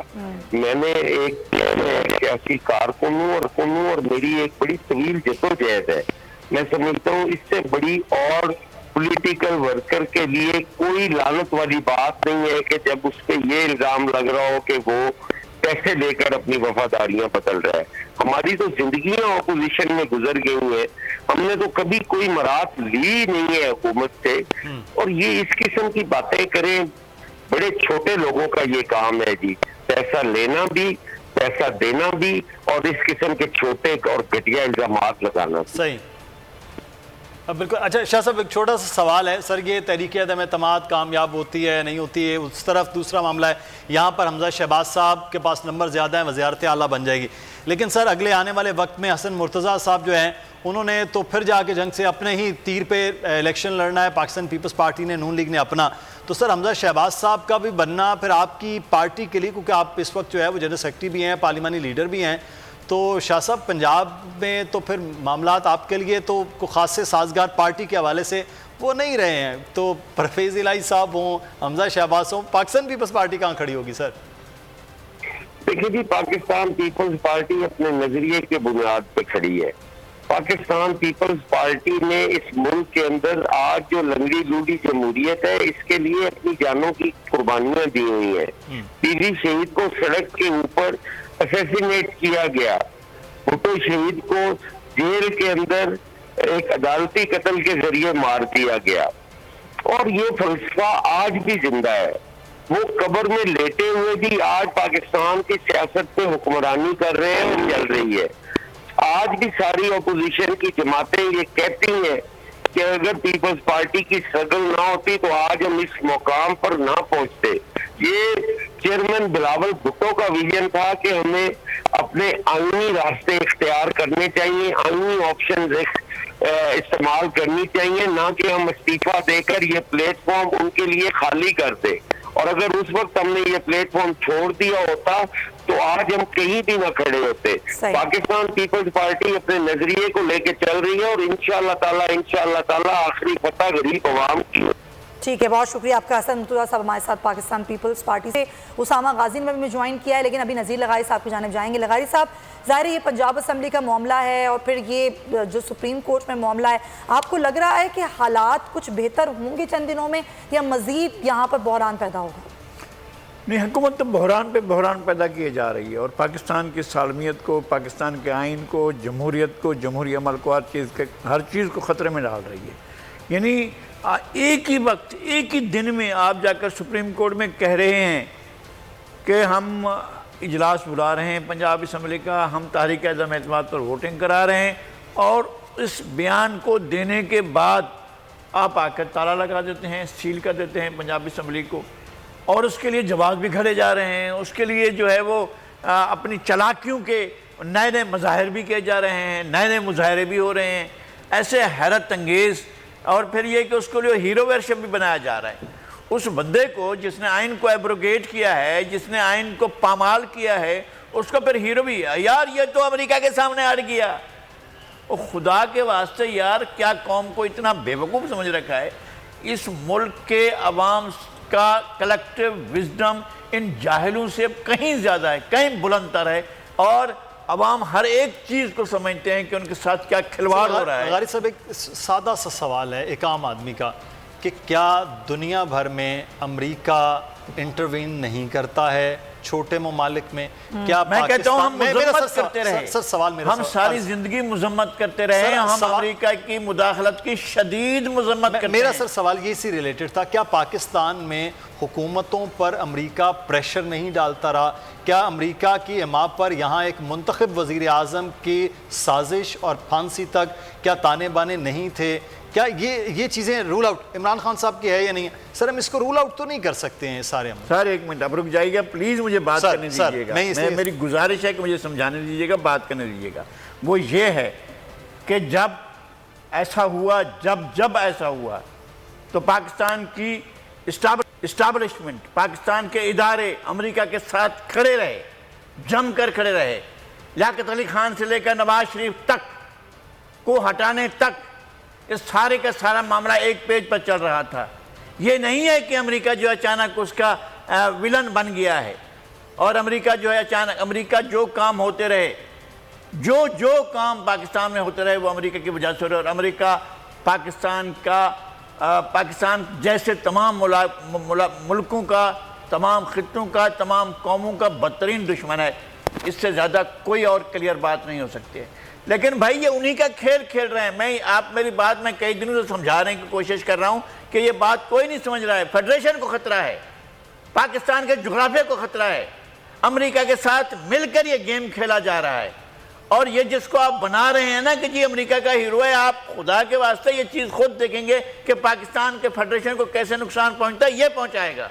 और हमारे साथ हमारे पैनलिस्ट मौजूद हैं। हम बात कर रहे हैं इस वक्त दोनों मामलात के हवाले से। एक मरकज़ जिसका इस वक्त इशू चल रहा है सुप्रीम कोर्ट में, और दूसरा पंजाब का मामला है जो इस वक्त ज़्यादा उठता हुआ नज़र भी आ रहा है। लगारी साहब भी हमारे साथ मौजूद हैं, अज़हर सिद्दीक एडवोकेट साहब भी हमारे साथ हैं, मोहम्मद उसामा गाजी ने भी हमें ज्वाइन किया। उसामा साहब बहुत शुक्रिया। ये पंजाब असम्बली में पाकिस्तान तहरीक इंसाफ और काफली मुश्तरका उम्मीदवार तो उनके पास हैं, लेकिन सर वो नंबर ही पूरे नहीं, और इसका सूरत हाल आपके सामने हो गई है कि दोस्त मोहम्मद मज़ारी के ख़िलाफ़ ही तहरीक अदम एतमाद ले आई है। तो पीटीआई अब थोड़ा सा स्टेप आगे सोच रहे ना कि अब मामला जो है वो नंबर गेम से निकल रहा है, तो फिर मुकाबला किया जाए। क्यों इस तरह से अब वो ऑप्शन इस्तेमाल किए जा रहे हैं जिसके बारे में कुछ सोचा नहीं जा रहा है? ये भी सरप्राइज़ है फिर। मुदस्सिर मुकाबला ही हो रहा है, और मुकाबला अब उसी तरह हो रहा है जिस तरह से मैदान लगाया गया है। देखिए अभी हसन मुर्तज़ा साहब थे, फिर अता तारड़ साहब थे, वो कह रहे थे आइन और कानून, आइन और कानून। आइन में तो लिखा है कि फ्लोर क्रॉसिंग नहीं हो सकती, बड़ा वाज़ेह है, इन्हीं जमातों ने लेकर आए, डिफेक्शन क्लॉज है। अब मुझे बता दें कि क्या करिश्मा है कि आप आइन और कानून की धज्जियाँ सबके सामने उड़ाएं। एक गवर्नमेंट में एक जमात जो है और उसका इत्तेहादी काफ लीग वो मेजॉरिटी में है, सबको पता है। अब अगर दिन की रोशनी में भी अगर आपने इस तरह से डाके मारने हैं और उसके बाद कहना है जी आइन और कानून, और बड़े फ़ख्र से कह रहे हैं कि जी अल्लाह के फजल से, ये अल्लाह का फजल है कि हमने अलीम खान, जहांगीर तरीन असद खोकर जो है हमारे साथ आ गए हैं।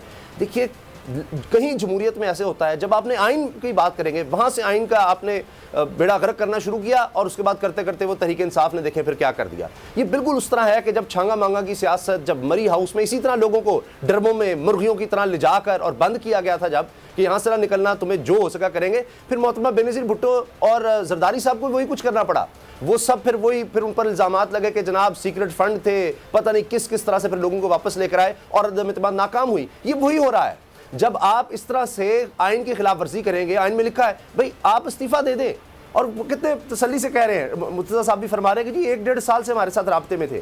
भाई उनसे कहते हैं इस्तीफ़ा दो और उसके बाद हम तुम्हें टिकट दे रहे हैं, इलेक्शन लड़ो हमारे पर, हमारी टिकट पर, और आओ हमें ज्वाइन करो, तो गिराते इस हुकूमत को। ये कब तक इस मुल्क के साथ होता रहेगा? ये यूं ही होगा जब तक बंदा भी उसी जगह पर आ जाएगा और फिर आप देख लें कि आज हम किस क्राइसिस में हैं। बिल्कुल ऐसे ही है, ये होना नहीं चाहिए, लेकिन अफसोस की बात यही सियासत है और इसी तरीके से होता है। और लगता ये नहीं है कि सिर्फ बातें ही होती हैं, अमलन ऐसा कुछ नहीं होता। अच्छा अजहर साहब, ज़ाहिर सुप्रीम कोर्ट में समाअत चल रही है, अब ज़ाहिर बात की जाती है कि जी आइन को देखना है। कल भी जो रिमार्क्स आए वो भी यही आए कि आइन को देखना है, कि आइन को तोड़ा गया, आइन को मुअत्तल किया गया, तो ये सारी चीज़ें हमने देखनी है। और फिर ज़ाहिर है जो आज दलाइल दिए जा रहे हैं बाबर आवाम की जानिब से, और वो भी हमारे सामने है। तो सर आपको लग क्या रहा है कि क्या मुमकिन तौर पर सुप्रीम कोर्ट बता सकती है, कह सकती है, फैसला दे सकती है? अगर इजाजत दे दें, मैं नज़ीर लगारी साहब की बात का जवाब देना पसंद करूं। दीजिए। ये समझने के लिए ये खाली हवा में बातें तो हमें नहीं करनी चाहिए। उन्होंने पूछा कि सबूत कोई नहीं है, अपना ये भी साफ ही है बड़ी इज्जत के साथ। अंसार अब्बासी ने 17 फरवरी 2000, अभी तो किसी को नहीं पता था ना कि तहरीक अदम एतमाद आ रही है, तो उनका कॉलम पढ़ लें। उन्होंने अपोजिशन लीडरों का सारी चाल एक एक लिख दी है, ये भी लिख दिया बैरूनी एजेंडा है, एक एक चीज रिकॉर्ड के ऊपर है। जो बाइडेन का भी रिसेंटली आप लोगों ने रात में वो अपना क्लिप चल रहा है वो सुन रहे हैं। किसने कहा है कि अब ये मैं अनोखी देख रहा हूँ कि वो बता रहे हैं कि इनके साथ मिलके, गालिबन मौजूदा हुकूमत के साथ मिलके ना, तो पता नहीं क्या करना चाह रहे हैं। अच्छा मौजूदा गवर्नमेंट तो बड़ी ठीक ठाक चल रही थी, उसे क्या मिलेगा? अमेरिका के साथ मिलके हालात और वाक़यात ऐसे, और वो फेस करते फिर रहे हैं। तारीखी तौर पर चीजें समझनी चाहिए कि हो क्या रहा है। कि इमरान खान ने जो पॉलिसी ली है, रशिया के साथ जाना, एब्सोल्युटली नॉट कहना, इस्लामोफोबिया, वो तो उनके लिए बड़ा थ्रेट है, बहुत बड़ी थ्रेट है। और खास तौर पर अगर आपको मेमो गेट स्कैंडल याद हो, यानी जिनकी हम बातें कर रहे हैं, पीपल्स पार्टी के दौर में आया था हुसैन हक्कानी, कौन सा दौर था, तो पिटीशन लेके गए थे नवाज शरीफ साहब, मेमो गेट स्कैंडल में सारा कुछ सामने आ गया और अमेरिकी मुदाखलत भी आप लोगों के सामने आ गई थी। ये जो कहना ना कि मुदाखलत में हो कोई नहीं है, फिर वही हुसैन हक्कानी 3 फरवरी को मिलता है नवाज शरीफ, 3 मार्च को मिलता है नवाज शरीफ के साथ उधर लंदन में, बड़ी लंबी मुलाकात होती है। फिर 7 को ये मेमो आता है या लेटर गेट स्कैंडल आता है, 8 को तहरीक अदम सामने आ जाती है। तो ये जो आपके बात किया ना, और मैंने क्या कहा था, मैं सुप्रीम कोर्ट में गया था, जिस 2 सुप्रीम कोर्ट इस वक्त समाप्त कर रही है, वहीं एक दरखास्त लेके गया था कि इसकी इंक्वायरी और इन्वेस्टिगेशन एक कमीशन तश्कील दे दिया, 3 मेंबर, जिस तरह मेमो में किया है। उस पर एतराज लगा कि आर्टिकल 69 के तहत वो सुन नहीं सकते। अब आर्टिकल 69 के तहत एतराज जब सुप्रीम कोर्ट ने वो मामला नहीं देखा, चले अब आज खुद नोटिस ले लिया। पहली तो बात है ये आज खुद नोटिस बनता नहीं, इसलिए नहीं बनता कि ये पार्लियामेंट के कामों में मुदाखलत है। आर्टिकल 68 के तहत याद रखिएगा कि पार्लियामेंट के अंदर अदालतों के जजेस के बारे में नहीं बात हो सकती, ये लिखा हुआ है कि वहां वो मुदाखलत नहीं कर सकते। इस तरह आर्टिकल 69 के तहत अदालतें भी जो कार्रवाई पार्लियामेंट के अंदर है वो गलत है या सही, वो उन्होंने खुद निपटना है, वो खुद देखें कि क्या करना है। यानी अदालतें इस मामले में बाहर नहीं जा सकती और आर्टिकल 69 का बहुत क्लियर है। हम जो बात कर रहे हैं, जो हालात अभी चल रहे हैं इस वक्त, आर्टिकल 69 की इंटरप्रिटेशन है। सदर महमूद की तरफ से आर्टिकल 184 का एतराज भी उठा लिया गया। फिर ये भी बाकायदा पीटीआई की गवर्नमेंट की तरफ से आ गई कि जनाब इसके सबूत हमारे पास मौजूद है, जिसका एक कमीशन तश्कील दे दिया जाए, हालात आ जाए, हालात और वाकयात आ जाए। सुप्रीम कोर्ट के सामने आर्टिकल 63 वाला मामला आज तक पेंडिंग पड़ा हुआ है, वो डिसाइड अभी तक नहीं हुआ।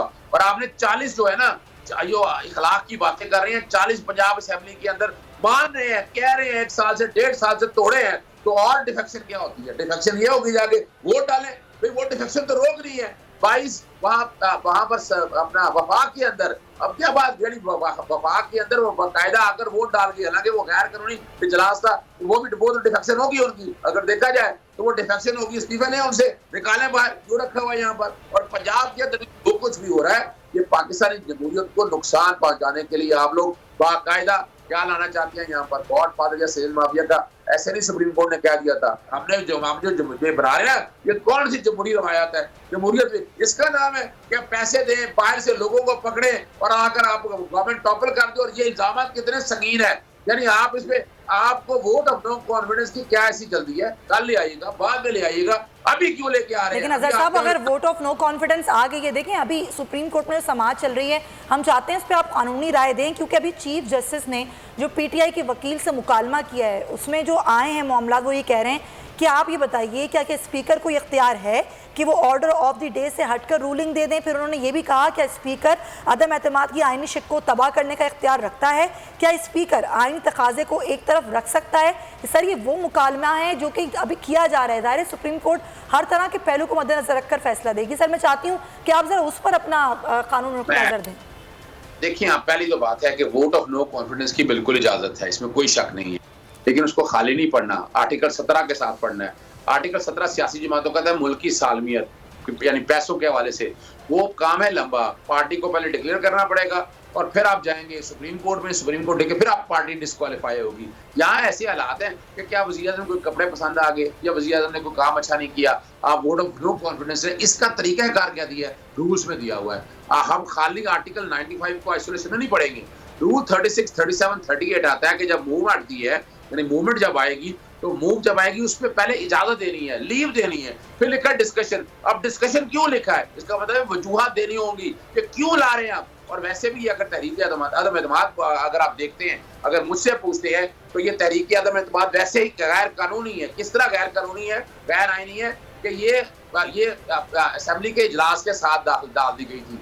असेंबली का इजलास बुलाएं और तहरीक अदम एतमाद साथ आ गई थी। ये पेश कब होनी थी, जब असेंबली का इजलास हो। चले फर्ज करें ऐसा हो गया, असेंबली का इजलास बुला लिया गया, ये 25 को पेश हुई, 25 से अगर 7 दिन के अंदर फैसला करना, वो तो 2 अप्रैल को गुजर गया। असेंबली का इजलास, आपका असेंबली का इजलास और वोटिंग 3 को ही है, ये तो वैसे ही अवेट होगी। अगर मुझसे पूछते ये वैसे ही अवेट होगी। और दूसरा, रूलिंग का इख्तियार उसके पास, अगर 36-37 को देखे, उसने वजूहात रखी, पॉइंट ऑफ ऑर्डर पे फवाद चौधरी ने डिटेलें देखी और मुल्क की सालमियत का खतरा आया, आर्टिकल 5 की बात आ गई। इसे डरने की क्या बात है? अभी तक किसी ने आकर ये नहीं कहा, अब आके कह रहे हैं कमीशन बना ले। ओ भाई, इतने दिनों से मामला यह था, वफाकी हुकूमत का भी कसूर है, उन्होंने अभी तक बगावत के मुकदमे दर्ज क्यों नहीं किए कि ये बाकायदा एक चलती हुई गवर्नमेंट को, डेमोक्रेटिक गवर्नमेंट को पैसे लेकर तोड़ फोड़ करके आप गिराना चाहते हैं। आपको कमीशन भी तश्कील देना चाहिए इस हवाले से, और ये मामला छोड़ना नहीं चाहिए। यहाँ तक, यहाँ अगर वाकई जमहूरियत पसंद है, आप चाहते हैं मुल्क की सालमियत रहे, इतने बड़े इल्जाम के बाद इल्जाम आ जाए तो वहाँ बाहर के मुल्क में लोग बड़ा सीरियस लेते हैं। हमारे हो तो डिफेंड करते फिर कुछ नहीं है। आप क्या करते हैं, तहरीक अदम वापस लेते, वो कहते हैं एक कंसेंसस के साथ कि जनाब हम पहले इसकी एक तहकीकात करा लें। ये तो सर हुकूमत पर भी सवाल है कि हुकूमत ने अगर बगावत के मामलात और गद्दारी के मामलात के हवाले से तहरीक अदम एतमाद हटाई है, तो फिर वो ना मुकदमात जमा उनके खिलाफ किए गए हैं, और फिर उन्हीं बकौल हुकूमत के गद्दारों को ख़त भी लिखा गया अपोजिशन लीडर को कि जो एक गवर्नमेंट का प्रोसेस है निगरान का, उसके हवाले से भी वो सारी चीज़ें। तो एक तरफ हुकूमत का अमल कुछ और नज़र आ रहा है, दूसरी जानिब कुछ और तो वो नज़र आ रहा है। लगारी साहब, मैं एक और चीज़ यहाँ पर है कि ये बिकने वाला मामला, ख़रीदने वाला मामला, ज़मीर जागने वाला मामला, ये अचानक हुआ। इसमें पूरा ये गेम लग रहा है कि ऐसे शायद कि पूरी एक अंदर गेम चल रही है, बाहर की साजिश है या नहीं है, हमें नहीं मालूम है। ये तहकीकात होंगी तो फिर है, हम इल्ज़ाम नहीं लगा सकते हैं।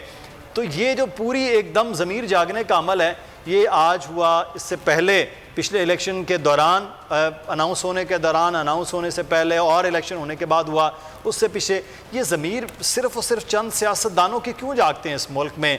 बाकी जो बड़े कोर, अभी कुछ लोग प्रेस कॉन्फ्रेंस कर रहे थे, बड़े कुछ और हर जमात में, उनके ज़मीर क्यों नहीं जागते हैं? ये मखसूस एक टोला है पाकिस्तान में, इनके ज़मीर क्यों जागते रहते हैं? अब पहली बात, अगर मुझसे अगर पूछते हैं इन तमाम मॉरलिटी की और इथिक्स की बुनियाद पर, तो मैं तो ये कहता हूँ कि जितने लोग कह रहे हैं कि हमारे ज़मीर जागे, इन सबको ताहयात नाअहल करार दे देना चाहिए। बेहतरीन है, एक लम्हे की भी ताख़ीर नहीं होनी चाहिए, लेकिन उसके लिए जो आपको ड्यू प्रोसेस है उसको पूरा करना होगा।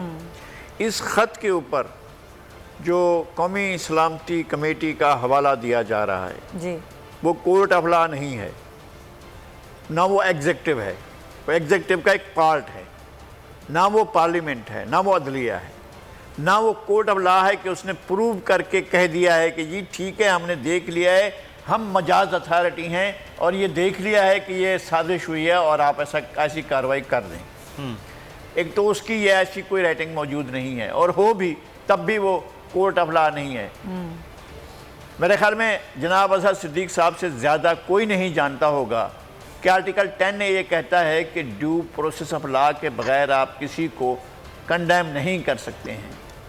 ड्यू प्रोसेस ऑफ लॉ ही नहीं हुआ और आपने एकदम 193 या 197 मेंबरान को आपने गद्दार करार देते हुए और आपने करारदाद भी मुस्तरद कर दी, इजलास बयान कर दिया और फिर अगले लम्हे में तोड़ भी दिया असम्बली को। फिर अगले लम्हे में नए आपने जो है वो एक अबूरी तौर पर कहा कि आप काम करते रहे वज़ीर आज़म को। ये सारे का सारा अमल जितना भी हुआ है ये बियॉन्ड द कॉन्स्टिट्यूशन है, ये कॉन्स्टिट्यूशन के जो तकाजे थे उसको पूरा नहीं किया गया है। आप जितने भी आर्टिकल्स को साथ में इसके लगाकर पढ़ें, आर्टिकल 17 को, आर्टिकल कोई और है तो उसको, लेकिन आर्टिकल 95 बहुत क्लियर है कि जनाब आप वोटिंग के बग़ैर और वोटिंग का फ़ैसला हासिल किए बग़ैर इजलास अर्जन नहीं कर सकते। ये कोई नहीं कह सकता है। देखिए अभी अदालत के सामने है, ये सवाल भी यही पूछा जा रहा है कि जनाब आपने उस अमल को पूरा किए बग़ैर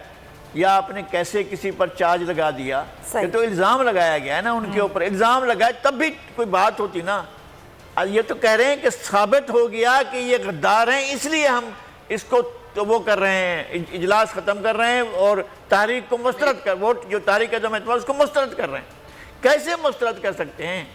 आपने किसी कोर्ट ऑफ लॉ में ये साबित ही नहीं किया है। नेशनल सिक्योरिटी काउंसिल, मैं तो कहता हूँ कि जो कुछ कहा जा रहा है नहीं कहा है।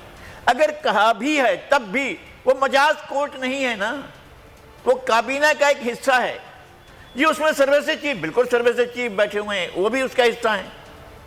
वज़ीर आज़म ने उसको चेयर किया, उसने कोई जजमेंट नहीं लिखी है और जजमेंट लिखे भी तो वो बाइंडिंग नहीं है, बाइंडिंग होगी कोर्ट की जजमेंट। क्या हम इतना इन अल्फाज को समझाने के लिए एक दूसरे को जो हम कहेंगे कि जनाब इस बात को समझें या मुझसे कहा जाए कि इस बात को समझो। मुझे बहुत एहतराम है, हम बहुत अरसे से अज़हर सिद्दीक़ साहब की इस दानिश से, जो उनकी आइन फहमी है उससे हम फैज़याब होते रहे।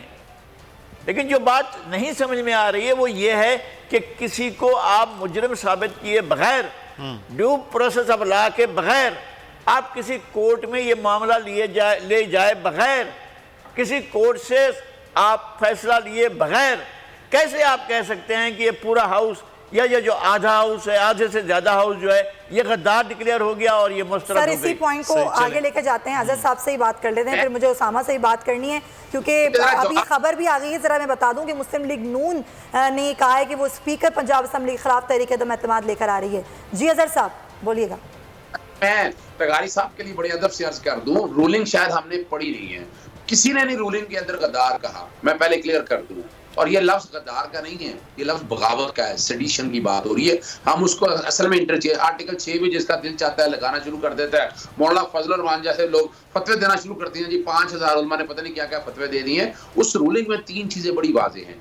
उस ये कौन कह रहा है कि ये 195 या इन लोगों के खिलाफ 195 का वोट जब हुआ ही नहीं, 175 भी आप ले लें, ये बात हो रही है 22 लोगों के हवाले से। ये 22 लोग कौन हैं कि जिनसे अमरीकी लोग आकर मिले, जिनसे कोई आकर एम्बेसडर मिले, कुछ लोग आकर मिले, उन लोगों से, यानी उन लोगों से आकर, ये तो बात अब ढकी छुपी नहीं रहेगी। फिर तो मैं भी गद्दार हूं, अमरीका मुझसे मिलते हैं, अमरीका मुझसे मिलते हैं। सर मुझे बात खत्म कर लेने दें, सर बात खत्म कर, आपकी सारी बातों का सर मैं जवाब दूंगा, आप हमारे बड़े हैं। देखें अब ये वो सारी चीजें मौजूद हैं और ये किसी अदालत ने फैसला नहीं करना, ये पार्लियामेंट का काम है। पार्लियामेंट ने देखना है कि क्या हो रहा है क्या नहीं हो रहा है। मैं फिर मतलब कर दूं, इसीलिए तो आर्टिकल 69 लिखा हुआ है कि किसी अदालत में चैलेंज नहीं होना, ये पार्लियामेंट, ये किसी अदालत में जाकर डिटर्मिनेशन नहीं होनी, ये पार्लियामेंट ने फैसला करना। और पार्लियामेंट बैठा है, उसका हेड बैठा है स्पीकर, स्पीकर के पास जब ये सारी चीजें गई। और दूसरा एक और बात याद रखिएगा, 31 मार्च को ये सुप्रीम कोर्ट के सामने परसों बात हुई थी, 31 मार्च को पार्लियामानी कमेटी और नेशनल सिक्योरिटी कॉल हुई, उसमें आपकी अपोजिशन तो गई नहीं, बुलाया था उसको, बाइकआउट किया, वो जाते वहां पर क्यों नहीं गए? वो नहीं गए, इसका मतलब क्या है? और देखिए डिस्कशन भी इसलिए रखी गई थी, क्या सवाल जवाब हो रहा था, जवाब देने थे, सवाल होते जवाब होते, लेकिन वहां आपकी अपोजिशन नहीं गई। वजह क्या थी कि उनके खिलाफ ये एविडेंस इतनी मौजूद है, ये कोर्ट में बाद में होता रहेगा, ये कोर्ट ने नहीं डिसाइड करना। मैं फिर क्लियर कर दूं, 69 को सामने रखते हुए पार्लियामेंट के अंदर जो कुछ भी होना है, आर्टिकल 68 कहता है कि आपने जजेस के बारे में पार्लियामेंट में बात नहीं करनी, आर्टिकल 68 कहता है कि हमारी जो बातें हैं इवन कोर्ट ने किसी ने बात नहीं करनी। ये दो रेस्ट को क्रिएट करना पड़ेगा, हमें ट्रस्ट करना पड़ेगा। स्पीकर गलत है या सही वो अलग बात है कि स्पीकर का गलती, यूसुफ गिलानी का लेटेस्ट फैसला देखना, हर एक कह रहा था कि जनाब वोट तो यूसुफ गिलानी के थे, ये तो कैंसिल नहीं होने चाहिए, कह रहा था हर कोई, लेकिन अदालत ने क्या कहा? अदालत ने कहा नहीं, जो उसने फैसला दे दिया गलत या सही है, वो फैसला है।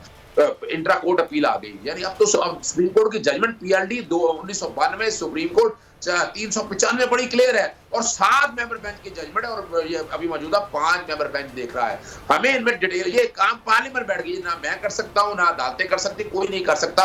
और जो काम स्पीकर ने किया है पार्लियामेंट का वो हिस्सा है, वो किसी जगह चैलेंज नहीं हो सकता। राइट टू फेयर ट्रायल का इश्यू ही नहीं है भाई, किसी को सजा दे रहे हैं भाई, पार्टी का वोट है, अमानत है पार्टी की, आप कहें मैं अपनी मर्जी से, उसका तरीका है इस्तीफा दें आप। 1.5-2 साल से थे, बड़ा ईमान लड़ते, टाइम था इतना आपके पास, यूसुफ गिलानी से लेकर आज तक आप पे बड़ा वक्त था, लेकिन आप यहाँ कंस्पिरेसी कैसे नहीं कहेंगे? इतनी चीजों को जब आप मिलाकर देखेंगे तो ये पाकिस्तान के अगेंस्ट कंस्पिरेसी बिल्कुल है और हमें सीरियस सबको इकट्ठे होकर मैं गुजारिश कर रहा हूँ, बड़े अदब से कह रहा हूँ कि सबको इसको सीरियस लेना चाहिए। हुकूमतें आनी जानी चीजें होती हैं, लेकिन मुल्क की सालमियत अगर दाव पे लग जाए तो उस मुल्क में उठ नहीं सकता। अमेरिका ने पूरी दुनिया में मुसलमानों को दबा के रख दिया है, जहां जहां उन्होंने हाल किया बुरा वो देख लें। अगर आप रशिया के साथ हमें क्या मिला रशिया को तोड़कर, आज बैठ के आज हम रशिया की तरफ बढ़ना चाह रहे हैं, अमेरिका को मुसीबत पड़ गई। अमेरिका यहाँ से देखें, इमरान खान का कसूर पता है सबसे बड़ा कि उसके दौर में अमेरिका यहाँ से निकल के गया है। आपके प्रॉक्सी वार इंडिया की खत्म हुई है इमरान खान के दौर में, कोई माने या ना माने इस बात को, वरना जा सकता था पिछले कई सालों में। और उसके बाद एब्सोल्यूट अमेरिका को तो आपने बैकग्राउंड पे लगा दिया है, यानी याद जाए, वरना इमरान खान को क्या जरूरत थी? वो भी फजलुर रहमान की तरह इधर से नारे लगाते, अमेरिका का जो यार है गद्दार है, रात को बैठ के कह रहे हैं हाँ आया मैं आपकी मदद करने के लिए तैयार हूँ। जहां तो अपने रिकॉर्ड में इतनी चीजें आ गई हैं, इसको खुदारा सीरियस लें आपको। और मैं यही कह रहा था कि पार्लियामेंट का मजा ये था कि ये सारे कहते हैं कोर्ट ऑफ नो करोगे, ये बड़ी इज्जत बढ़ जानी थी। मैं भी समझता कि वाकई ये रवायती सियासत से आगे हैं, पीछे हटते और आगे कहते कि वो लोग को वापस ले रहे हैं, इसकी तहकीक करे, चाहे पार्लियामेंट ही तहकीक कर लेती, फिर आगे ले आते। रुका था किसी ने तहरीक किया तो और अगर बाद में मुझसे पूछेगा मैं बताऊंगा कि ऐसा लड़ाई किया ये अपोजिशन चाहती क्या है। सही, बिल्कुल ये मामला बहरहाल है, लेकिन इस तरह के जो गद्दार वाले मामलात हैं या मुहब्बे वतन वाले सर्टिफिकेट है ना, ये थोड़ा सा क्लियर होना बहुत ज़रूरी है, क्योंकि इस वक्त उसामा गाजी जो एक मोमेंटम है वो प्रो अमेरिका और एंटी अमेरिका का अमल नज़र आ रहा है। और अगले अगर 90 दिन इलेक्शन होते हैं तो इसी तरह से नज़र आ रहा है कि ये जी प्रो अमेरिकन सियासी जमातें हैं, ये एंटी अमेरिकन हैं, ये गद्दार हैं, ये मुहब्बे वतन हैं। तो ये अमल बहरहाल पाकिस्तान में सियासत का जो है वो इस तरह नहीं रहा। थोड़े बहुत कुछ एरियाज़ में इस तरह की बातें होती, लेकिन ये होल पूरे पाकिस्तान में इस तरह की चीज़ें होना, ये बहरहाल पाकिस्तान की सियासत को अजीब परागंदा करेगा। अब ये हो चुका है मुदस्सिर, और अब इससे पीछे मुझे नहीं लग रहा कि हम आ सकेंगे। अब ये नैरेटिव इतना ज़्यादा बिल्ड कर दिया इमरान खान साहब ने, और दुनिया में अगर आप देख लें तारीख़ अमेरिका की, पाकिस्तान में इन्वॉल्वमेंट की तारीख़ इतनी ज़्यादा है कि आप देख लीजिए कितनी ज़्यादा रिजेंटमेंट रही है, MMA किस तरह से वजूद में आई। और फिर आप देख लीजिए मजहबी जमातों का कभी भी पाकिस्तान की तारीख में हम देखते हैं कि सियासी तौर पर ज़रूर वजूद रहा है, बड़ी स्ट्रॉन्ग रही हैं, उनके पास स्ट्रीट पावर रही है, लेकिन पार्लियामेंट में उस तरह नहीं कि MMA फिर जब बनी और फिर किस तरह से उन्होंने हुकूमत बनाई परवेज़ मुशर्रफ दौर में, वो एक लोगों का रिएक्शन था और वो तब से चला आ रहा है कि ये दहशतगर्दी के खिलाफ जंग में आप देख लें, अफगानिस्तान में देख लें, और बहुत सी चीज़ें हैं। फिर अमेरिका की इन्वॉल्वमेंट किसी से ढकी छुपी नहीं है। अब इमरान खान साहब मुसलसल एंटी अमेरिकनिज्म पर अपना नैरेटिव बिल्ड कर रहे हैं और बिल्ड करते चले जा रहे हैं, आगे बढ़ते चले जा रहे हैं। जबकि दूसरी तरफ हम देख रहे हैं सारी जमातें, इत्तेहादी जमातें जो हैं वो इस वक्त डिफेंसिव पर हैं। अब बड़ी क्लियर कट एक लाइन सी बन गई है, अब और कोई चीज़ नहीं। जितना भी अब शहबाज शरीफ साहब, हमजा शहबाज, दीगर जमातें जितनी भी हैं, वो जितना डिफेंड करती हैं अमेरिका को, उतना वो इमरान खान के जो बयानिया है, इमरान खान साहब जो चीज़ लेकर चल रहे हैं कि मुल्क के खिलाफ साजिश हुई, उसको मजबूत करते चले जा रहे हैं। और ये जितना डिले होगा या इमरान खान के खिलाफ कुछ भी होगा, यदि सुप्रीम कोर्ट जो भी फैसला देगी वो ज़ाहिर है इम्प्लीमेंट होगा, तो हर हाल में मुझे लगता है कि इसके अलावा और कोई चारा नहीं है कि नए elections, fresh free and fair elections की तरफ जाया जाए। मुझे लगता है शायद मुख्तदर हलकों को इसमें फिर अब रोल अदा करना पड़ेगा। पहले भी ये बातें आई कि जी कुछ बीच में मीटिंग्स हुई, पैगाम पहुंचाए गए, लेकिन शायद अपोजिशन की तरफ से भी नहीं मंजूर किया गया अर्ली इलेक्शंस को, और पहले तो वो चाहते थे लेकिन वो नहीं बात बनेगी और फिर इमरान खान साहब ने ज़ाहिर कुछ सोचा होगा। अब भी मैं आपको बता रहा हूँ, मैं आपको आज बता रहा हूँ, नोट कर लीजिए कि अगर ये इमरान खान साहब जिस तरह समझते हैं कि जनाब सुप्रीम कोर्ट जो है वो स्पीकर की, डिप्टी स्पीकर की जो रूलिंग है उसको अपहेल्ड रखे, उसमें ना आए, सुप्रीम कोर्ट ने अगर इसके अदरवाइज फैसला दिया तो फिर उसके बाद भी बहरानी है। उसके बाद ये नहीं होगा कि जनाब वोटिंग हो जाएगी और ये सारे जो लोटे और जिस तरह से भी ये सिंध हाउस और ये अब ये पंजाब में लाहौर में जो होटल में सारा मंडी लगी हुई है ये लगती रहेगी, और उसके बाद जनाब वो आएंगे, वो वोट करेंगे, इमरान खान साहब जो है वज़ीर आज़म नहीं रहेंगे, फिर बड़ा स्मूथली तरीके से शहबाज शरीफ साहब को वज़ीर आज़म बना दिया जाएगा, बड़े अच्छे तरीके से सारे मामला चलेंगे, सारी काबीना डिसाइड हो जाएगी, बड़ा पाकिस्तान में ना अमन और सुकून आ जाएगा। इमरान खान साहब पहले दिन से कह रहे हैं जी मैं और ज़्यादा खतरनाक हो जाऊंगा, मैं सड़कों पर आ जाऊंगा, बल्कि वो तो सड़कों पर आ चुके हैं, रोजाना के वो तो जलसे कर रहे हैं। ये अपोजिशन बहुत पीछे रह गई है, बहुत पीछे रहती चली जाएगी, इनको अभी से तैयारी पकड़नी होगी वरना बहुत देर हो जाएगी इनके लिए। फिर इसी तरह ही होगा, रोना धोना चलेगा। अभी आप देख लीजिए सवाल लोग करने लगे जी पीपल्स पार्टी और एमक्यूएम के दरमियान लिख कर इत्तेहाद हुआ था, मुआहदा हुआ था, वो कितना इंप्लीमेंट हो गया है? कराची की जिंदगी, शहरी जिंदगी में कितना फर्क डाल दिया एमक्यूएम ने जो उनसे वादे हुए थे। वो तो मुंह देख रहे हैं, हाथ पर हाथ रखे बैठे हैं। लोग तो उनसे पूछेंगे कि भाई आपने फिर छोड़ा ही क्यों जब आप कुछ काम नहीं कर सकते थे। और वो ये बात तय थी कि इसका विफाकी हुकूमत से कोई ताल्लुक नहीं है, सिंध हुकूमत से ये डील हो रही है, सिंध हुकूमत ने सारी चीजें इंप्लीमेंट करनी है। तभी तो पाकिस्तान पीपल्स पार्टी के साथ गए थे कि जी हम वजारतों के लिए नहीं जा रहे, तो जो चीजें इनको चाहिए थी वो तो सिंध हुकूमत ने देनी थी। अब इतने दिन गुजर गए हैं, मुझे आप बता दें कि क्या फर्क पड़ा है। तो ये सवाल फिर जो शहरी आबादी है या जो एमक्यूएम का वोटर है पूछेगा। वहां भी आप देख लें हर चौक चौराहे पे जनाब तहरीक इंसाफ निकली हुई है। अब वो मोमेंटम बिल्ड कर चुके हैं, तो कुछ चीज़ों को सोचना चाहिए, समझना चाहिए और हमें आगे बढ़ना चाहिए। ये क्राइसिस वरना कंटिन्यू करता रहेगा। ये जो अब एक हमें कॉन्स्टिट्यूशनल क्राइसिस नजर आ रहा है, ये पॉलिटिकल क्राइसिस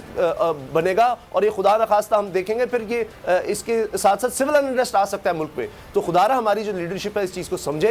अगर इमरान खान ने गलत किया है तो आप उसको भी रास्ता देने का और इससे आगे निकलने का यही हल है कि फ्री एंड फेयर इलेक्शंस की तरफ जाया जाए। लगारी साहब गुफ्तगू कर रहे थे। लगारी साहब जी अब मैं चाहूँगा कि कंटिन्यू कीजिएगा, मुकम्मल कीजिएगा। नहीं, मेरा ख्याल मैं अर्ज़ कर चुका हूँ कि पंजाब असम्बली में भी जो कौमी असम्बली में हुआ, यहाँ से भी फरार का रास्ता अख्तियार किया जा रहा है। अब चूँकि इन्होंने ख़ुद जमा करे अपने ही डिप्टी स्पीकर के ख़िलाफ़, तो अपोजिशन ने स्पीकर के ख़िलाफ़ दे दी है। तो अब देखते ही हैं कि इजलास कैसे बुलाते हैं, कब बुलाते हैं। तो अब ये इस असम्बली को तोड़ नहीं सकते हैं, क्योंकि इस वक्त कोई लीडर ऑफ द हाउस भी नहीं है जो जाकर इस तरह की कार्रवाई करे। कोई चीफ मिनिस्टर भी नहीं है, एक अबूरी चीफ मिनिस्टर है जिसका रिज़ाइन एक्सेप्ट किया जा चुका है। अब वैसे अगर रौंदना चाहें तो पूरे पार्लियामेंट को रौंद चुके हैं और जो भी हमारा आइन है उसको रौंद चुके हैं। उसके आगे जो जाना चाहते हैं जाएँ, और जो इदारे उनका साथ देना चाहें, जो शख्सियात, जो अफराद, जो ग्रुप, जो लोग उनका साथ देना चाहें दें। लेकिन आइन को इन्होंने अमलन जो है वो पामाल किया है। अब इसके आगे असम्बलियां पामाल करेंगे तो कौन इनको रोक लेगा? चलें सर, देखते हैं कि गवर्नर राज जैसा कोई इकदाम होगा या फिर कोई और सरप्राइज भी सुमैया हो सकता है। ये रोजाना ही सरप्राइज आ रहे हैं। का मामला है। जी हाँ। शुक्रिया अदा करते हैं लगारी साहब आपका भी, मोहम्मद उसामा गाजी आपका भी, अजहर सिद्दीक एडवोकेट साहब हमारे साथ मौजूद थे, आपका भी शुक्रिया अदा करते हैं। अब मुदस्सिर इकबाल और सुमैया रिजवान को इजाज़त दीजिएगा। अपना ख्याल रखिए। अल्लाह हाफ़िज़। सब्सक्राइब करें और बेल दबाएं ताकि कोई खबर रह न जाए।